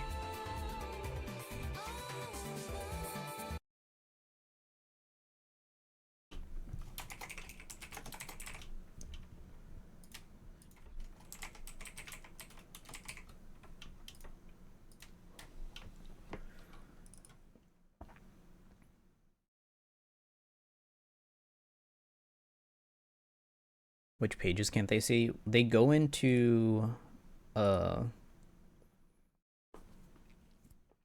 character table and it'll just say no data. Like everything will load up, but instead of seeing characters in the list, it will say no data. Almost as if like they have a bunch of filters on, but they said that it's been a couple of days. So like say I go to Captain Ability filters and I do this, and it will say no matching records found. This is what they see, essentially.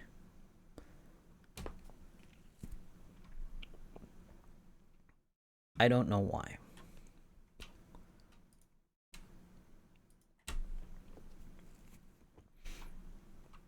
But they said that it's been like that for a week, which, if it has, whenever you refresh, it clears all your filters. So, I'm not sure.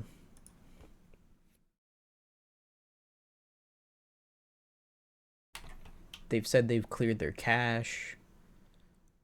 Anything related to DNS servers? I don't know.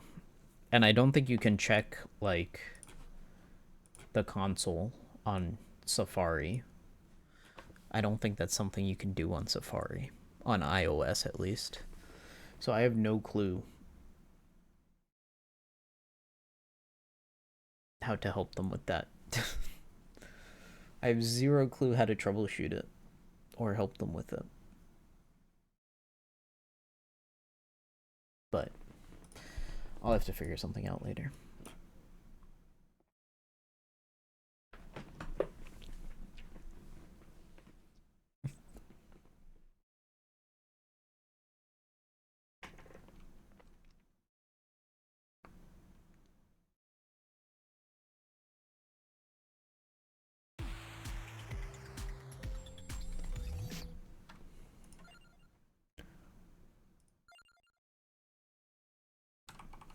Let's see.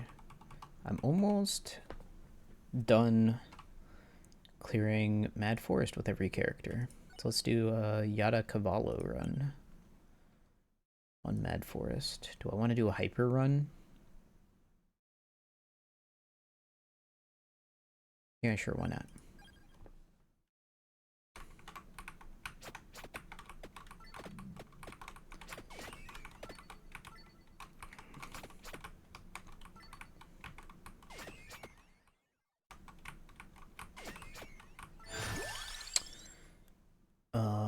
He has explosive, so I kind of want an AoE based thing. Wand would let me have cooldown.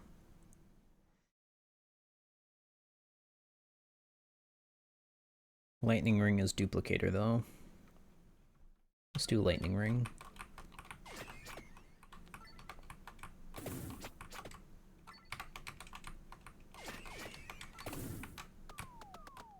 Jeez.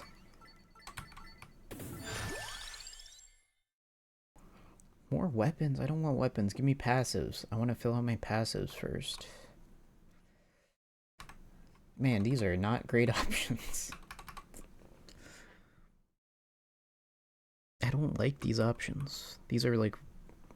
I guess King Bible is the best out of those, but still.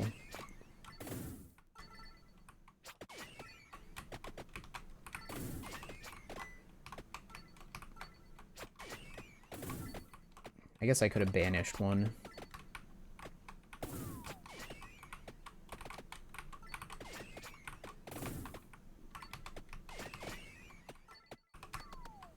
Why couldn't I have gotten like a sample water or something? Alright, I'm gonna banish Bracer.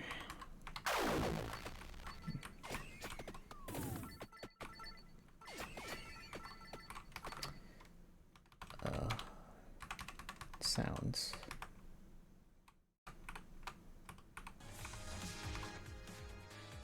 There we go. I was wondering why I wasn't hearing any music.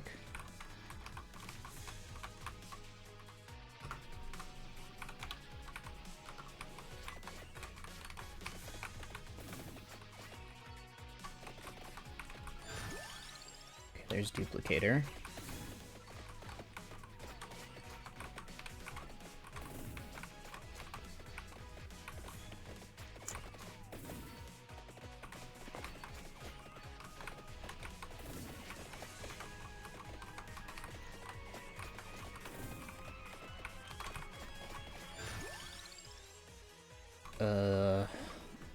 Let's get a tracked orb.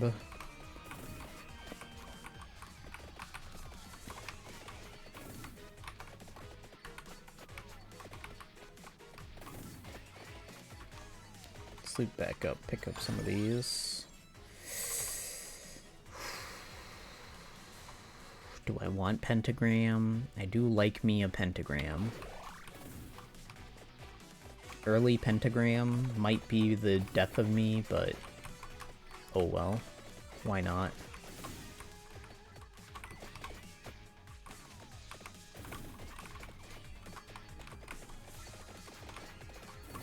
Whoa, that was a good explosion.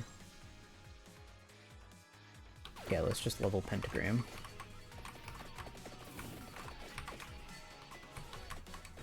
God, these guys are fast on Hyper.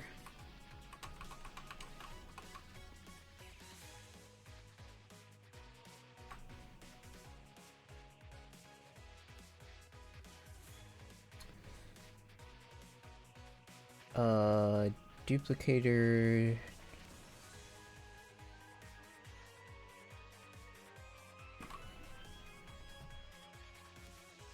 I need Crown. I forget what King Bible's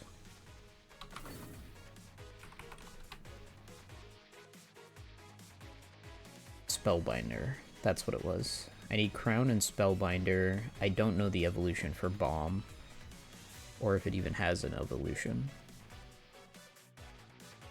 Activate Web Inspector, go to Settings, Safari Advanced, and move the Web Inspector toggle to the on position. Oh, okay. I'll let them know that.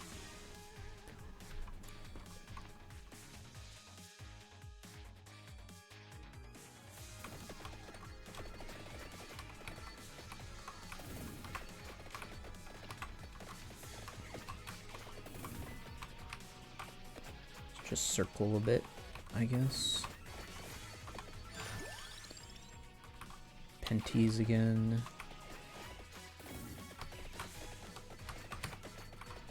If I can get Pentagram leveled up early, then it'll be good, because then I won't have to deal with losing chests and EXP. Or I could just die here.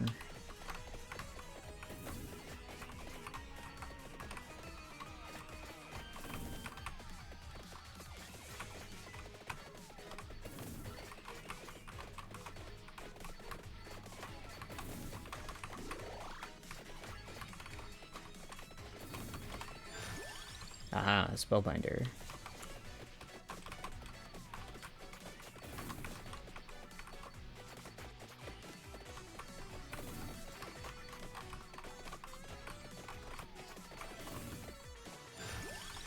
And Santa water. Yes, let's grab Santa water. Now I just need crown.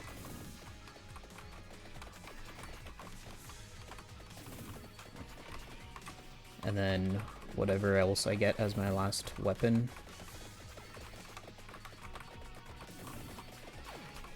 Nice. Assume that the DNS are the problem. Maybe. I'll have to see. I'll get in. I'll talk to them some more after stream on the database Discord and figure out what the problem is.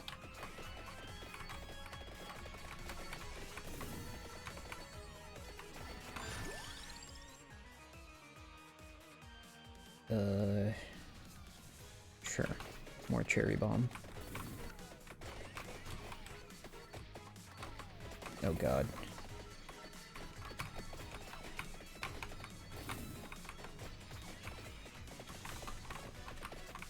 Oh my god, I can't even kill the ghosts with one hit of Santa Bible, or King Bible.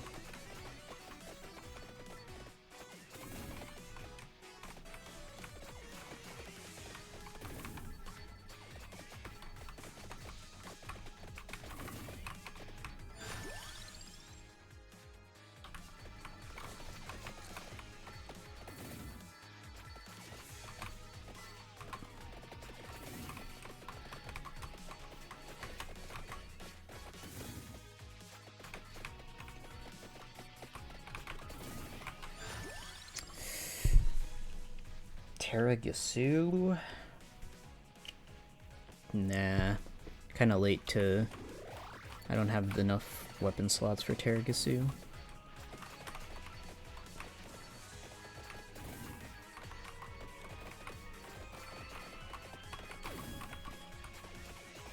Nice. Kept me out of there.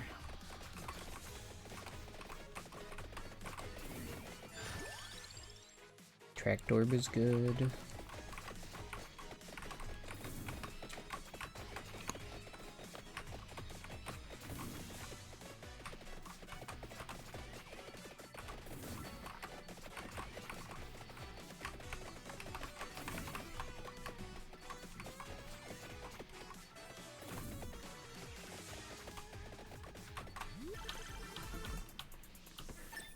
Nice.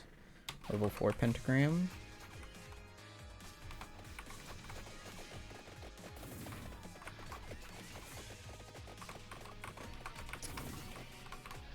Yeah, I kind of want Tome. Tome would be nice.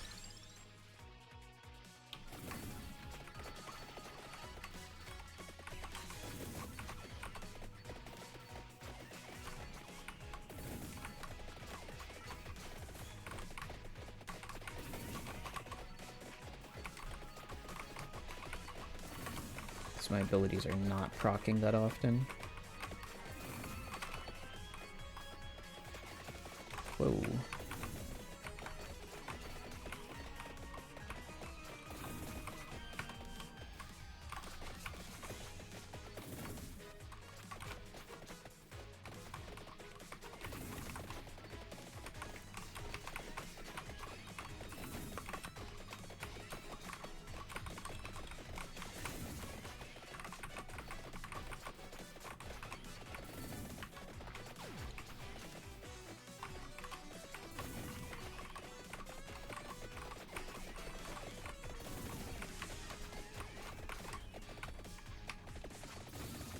Come on, just get me crown.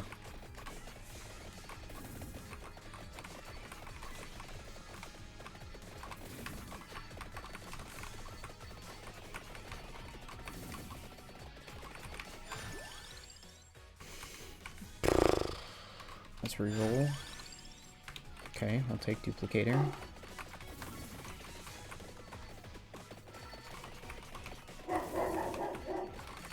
Yeah, maybe Hyper was not the play.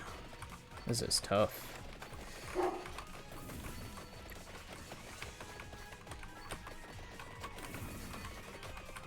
There's the Pomerola, though.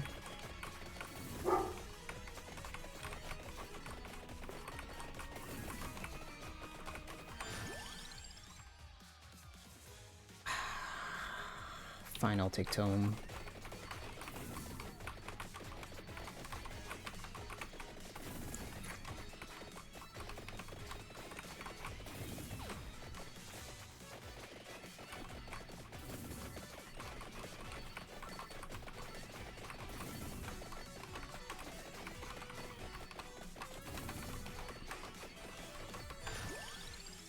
Nice. Crone. So now I can just take...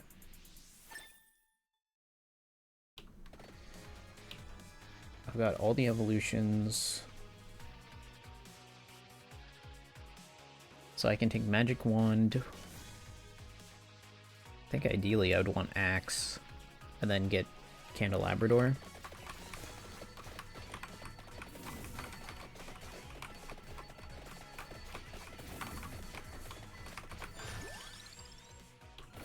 Yeah, Candelabrador would probably be the move.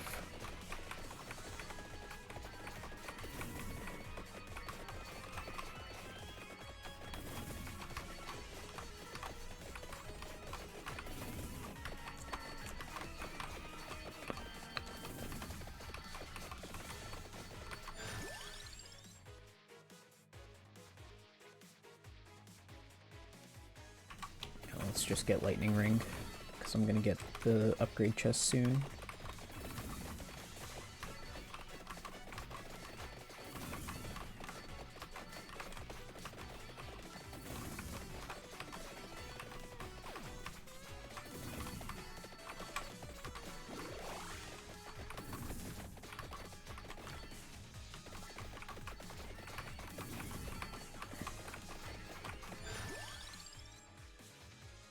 EXP.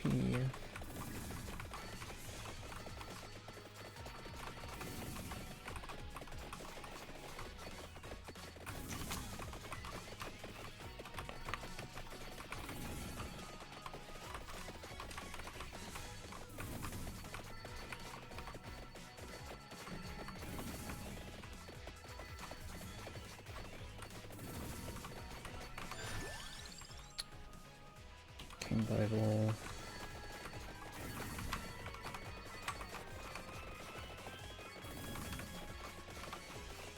Oh, I'm gonna get trapped by the plant soon.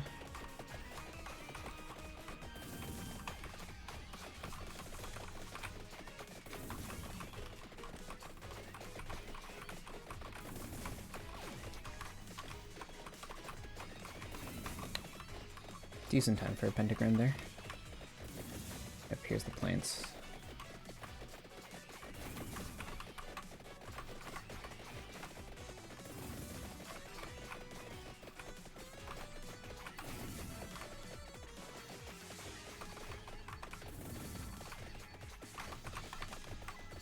Of course the Mantis shows up right there.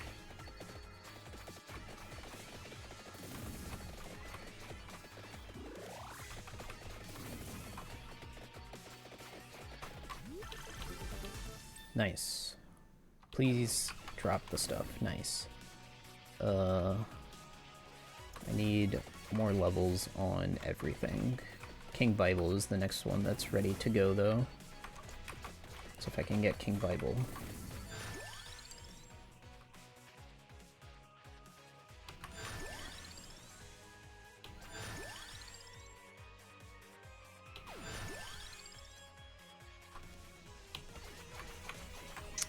Four levels, didn't even get King Bible.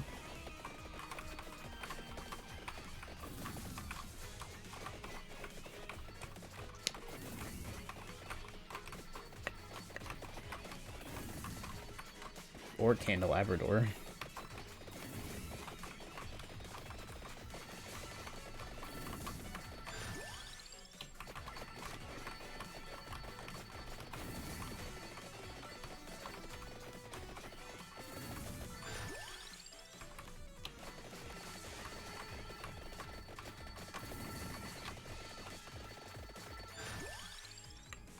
There we go, King Bible.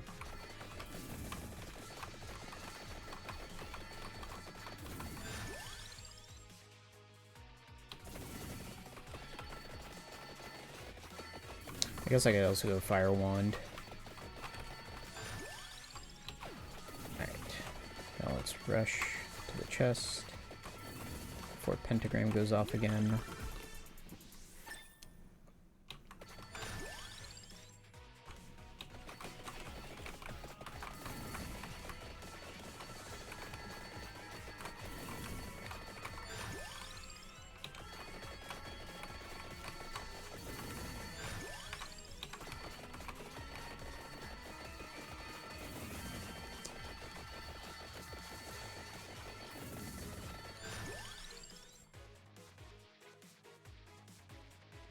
How am I not getting... There we go, Candelabrador.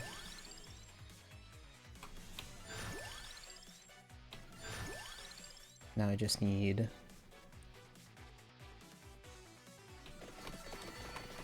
the axe.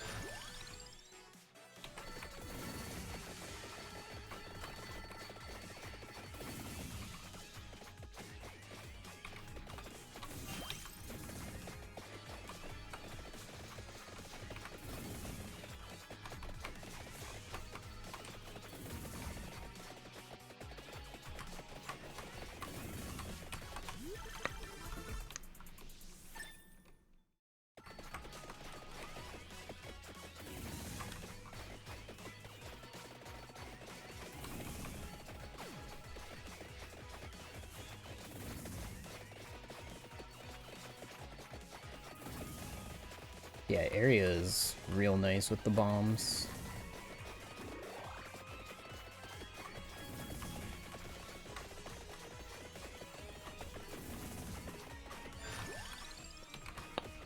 There we go, full build. At least as much as a full build as I can be with this character, because I'm not going to be able to evolve Cherry Bomb.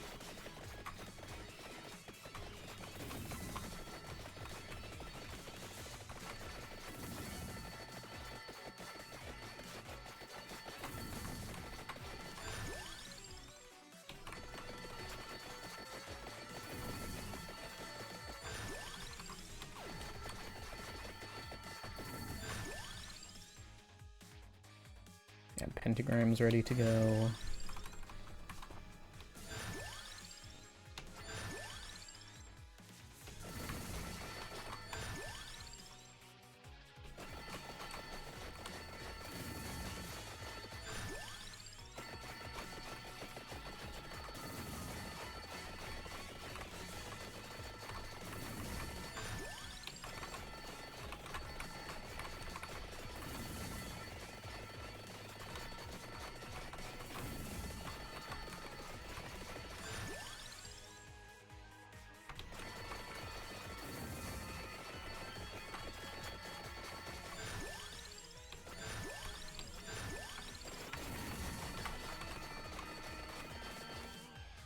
I would drop a chest, but there is an attract orb down here somewhere.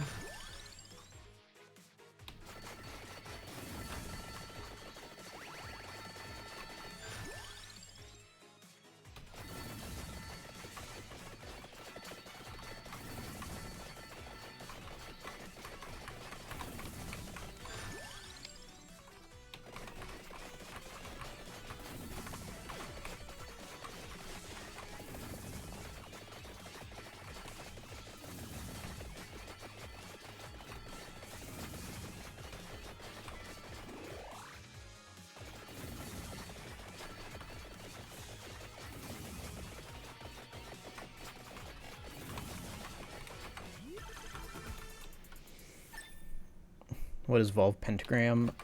Gorgeous Moon? It sucks all gems towards you after it activates.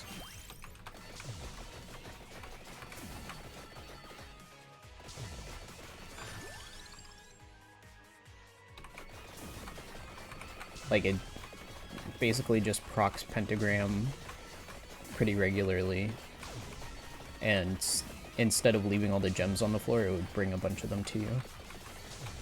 Or all of them, I think.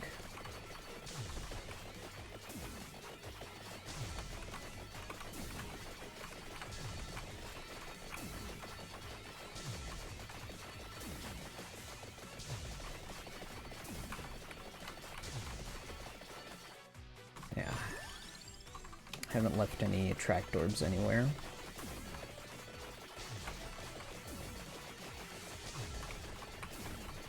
I'm curious to see how much damage Cherry Bomb gives me.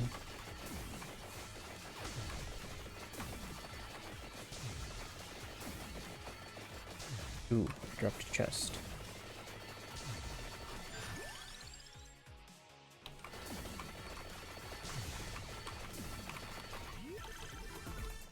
There it is. You always avoid Pentagram. Pentagram's hard to build a lot of the time, because it will just get rid of your chests.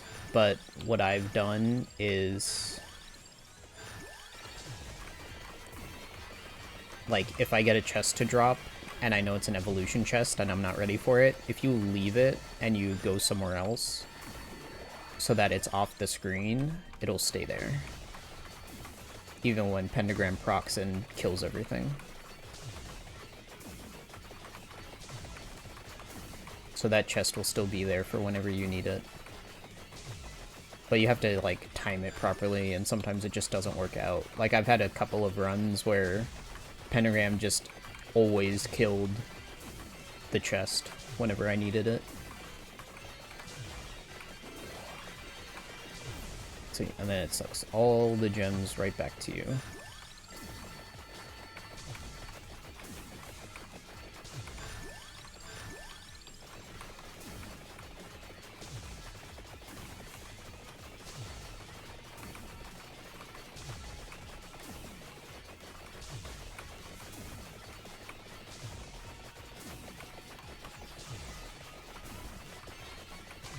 So if you can build and evolve your Pentagram, like, it's really good, but it's really tough too.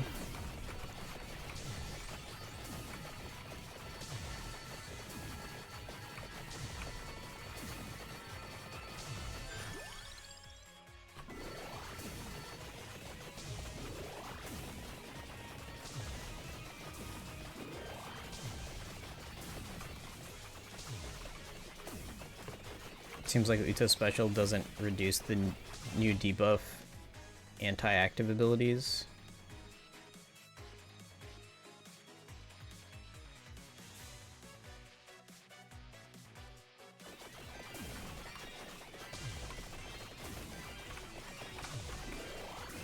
I thought she did. What do you mean it doesn't reduce it?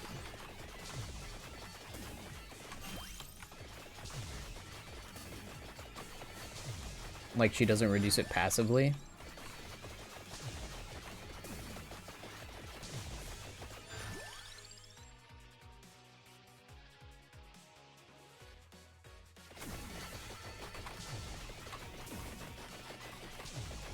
I thought her special reduces the new debuff, specifically. Oh, there's a chest over here.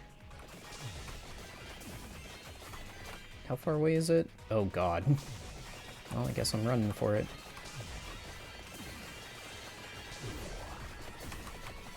There's another chest right there. Special doesn't mention that she reduces it. I thought it specifically mentioned that she reduces it.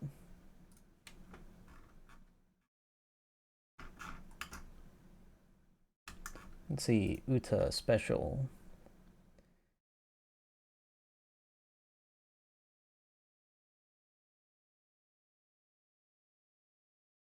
Or was it in her super special?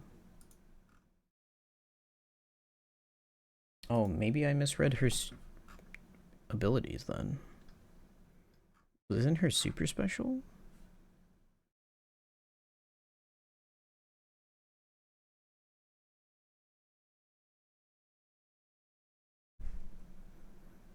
I thought I read that she does it in her special or her super special. Like, one of the two.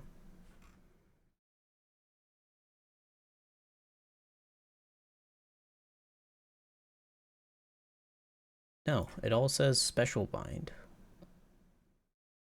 Then where did I read that?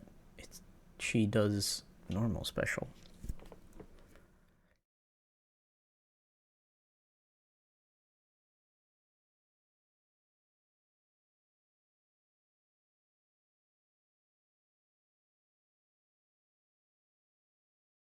Yeah, I don't know. I guess I misread that. Okay, I'll fix that in the database. I could have sworn I read that. Although I did write up Uta stuff at like midnight. Or like 2 a.m. or something. So I probably just was reading stuff wrong because I was tired.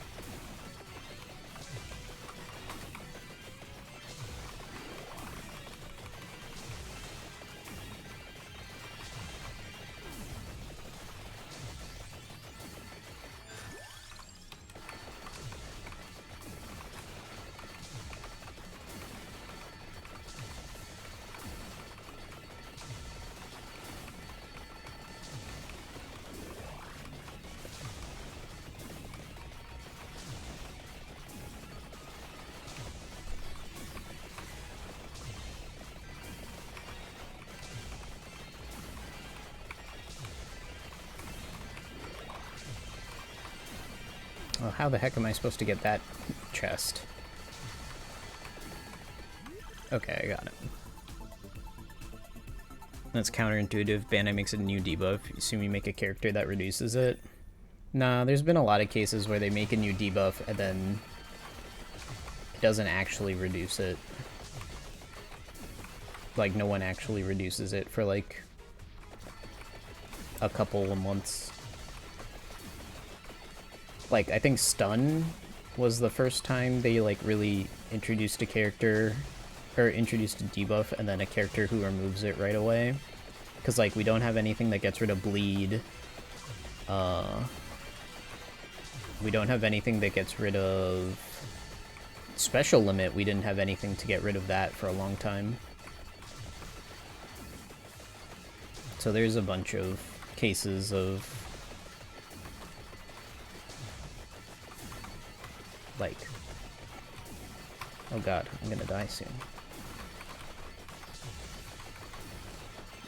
There's just a lot of cases where Bandai will introduce a new debuff and then not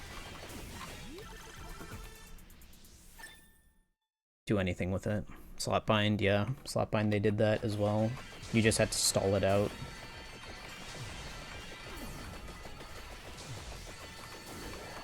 No healing, I think they did that.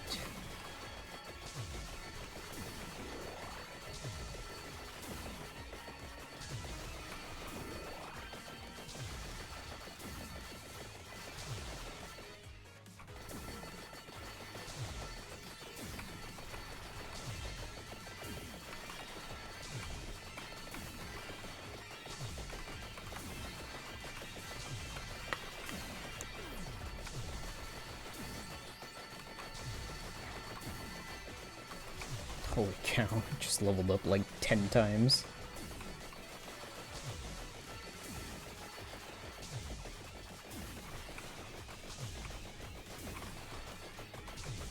Alright, these I can just run through, they don't deal that much damage.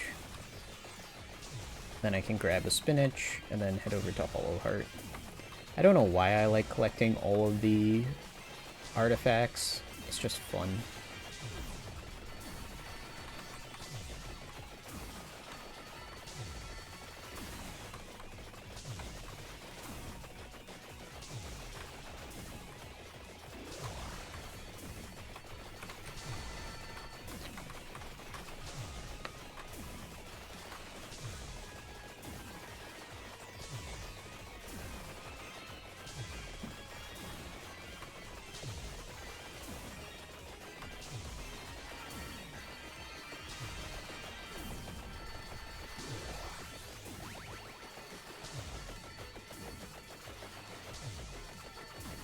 Oh god.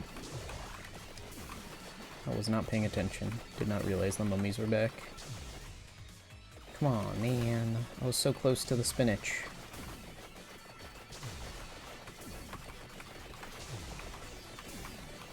What level is my curse at? 100%? Yeah, that makes sense.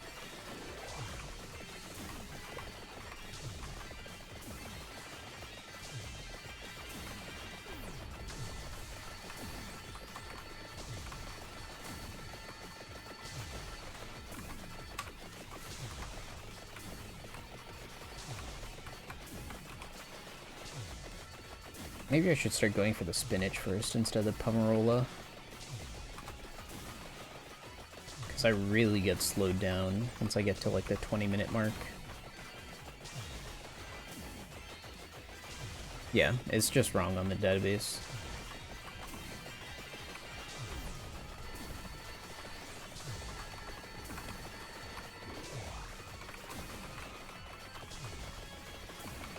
Either in my own tiredness or something, I just wrote it wrong, thinking that she reduced the new debuff.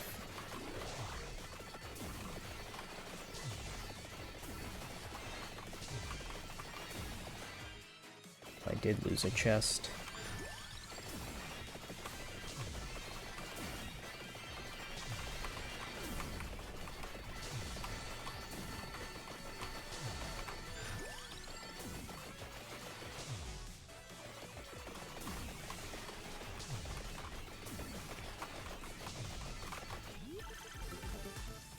Nice.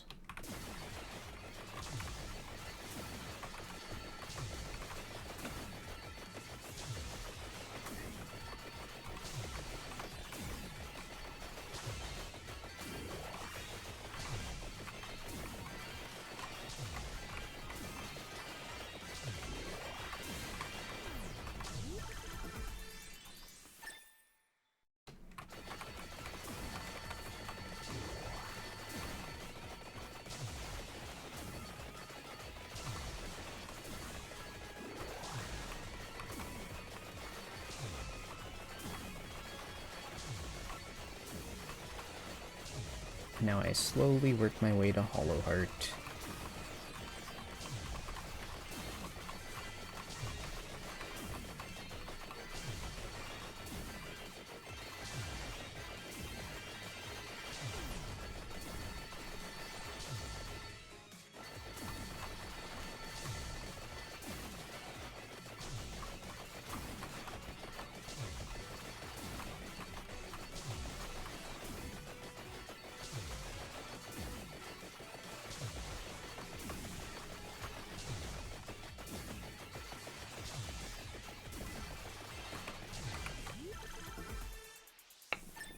Man, that's a lot of damage.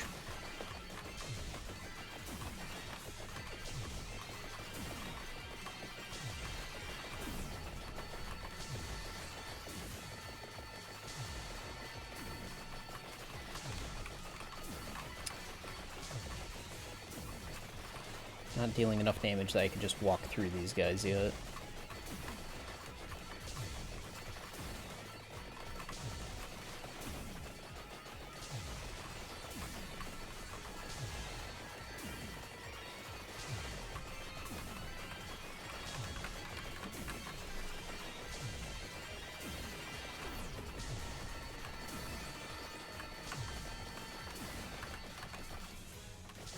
Almost. Getting close.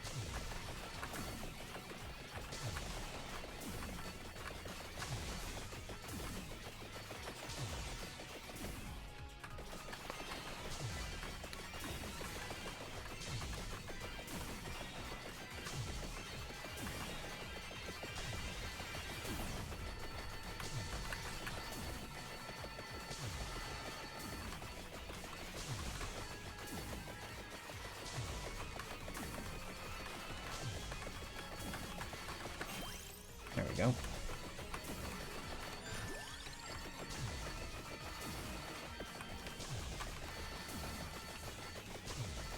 Now I can just stand still.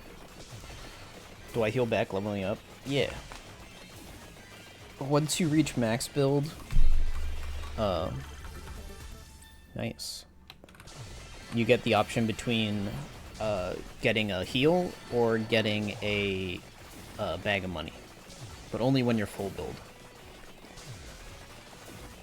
And I have it set that if I'm missing health, like you can choose an option where if you're missing health, it will take the heal automatically, or if you're full health, it will give you the money automatically. So then you don't have to see the pop-up every time.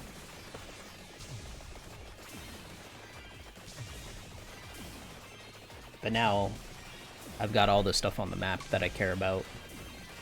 So now I just have to wait until the game ends.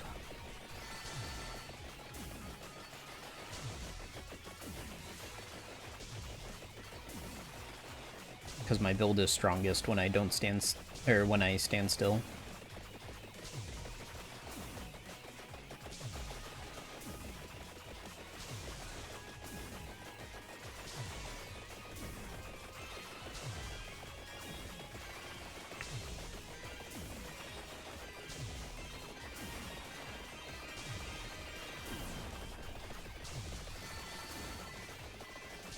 Jesus. I think I just leveled like 15 times there.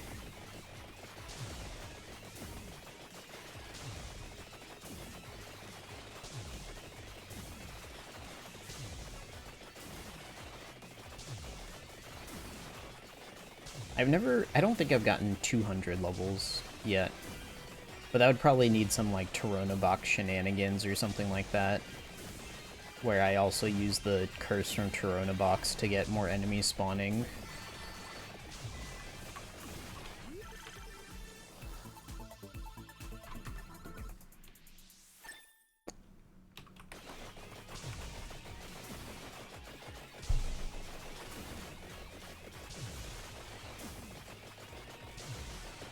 Like, I've only gotten around, like, 160, I think.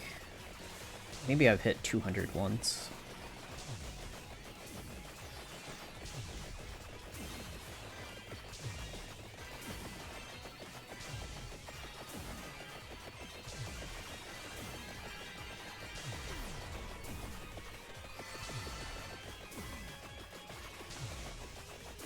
Yeah, and I don't think I'm gonna get a proc of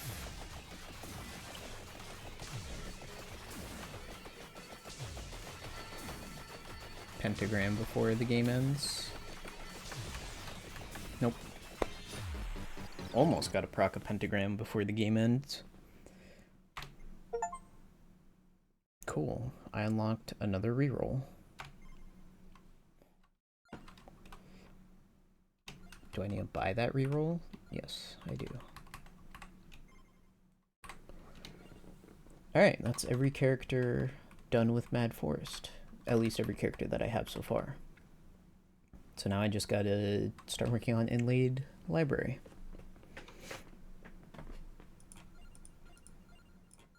Nice.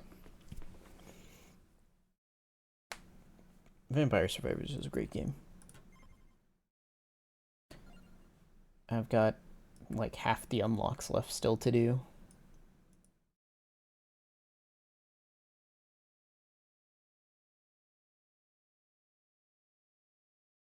Yeah, and there's like 4 more characters for me to unlock, it looks like.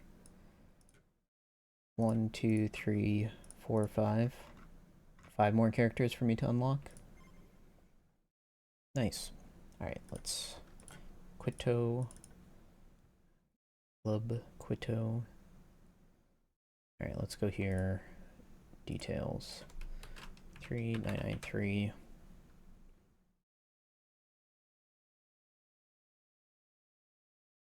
I thought for sure she removed silence. But no. Or active ability silence, but no, just regular silence.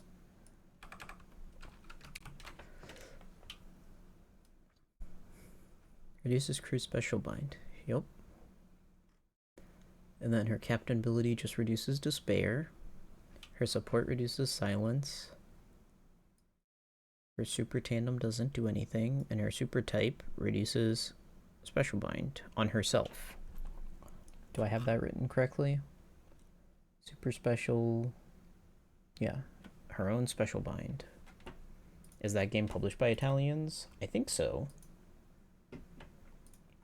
I believe they are. Let's see, store page. Punkle. They don't have a page. Punkle. A solo dev turned into a 15-person game dev adventure.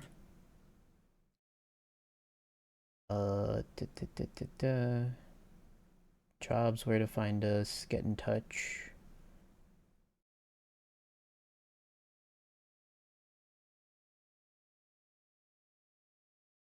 It doesn't say. There's no, like, about us. But their website's under construction, so.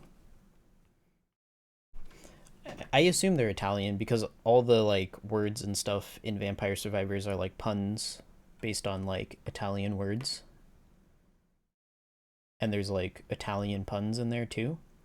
So, it's probably Italian. I would not be surprised. Starting tips, take your time, get 2 or 3 offensives. Yeah. Punkle Games. Punkle, devs of Vampire Survivors. London is where it says they're from. There we go, London.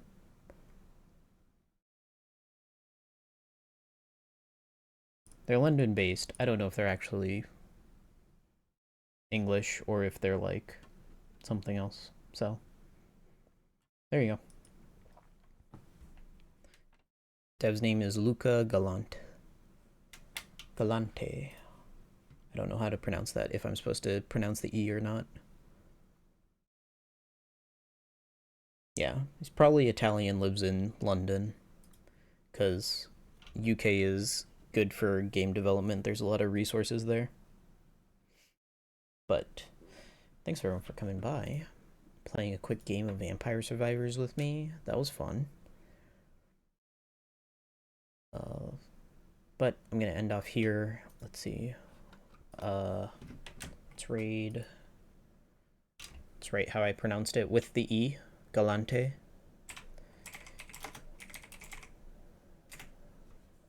Let's raid Penta. He's doing a subathon and he's playing Town of Salem. Town of Salem's fun. So thanks everyone for coming out. Appreciate it. I'll catch you guys later.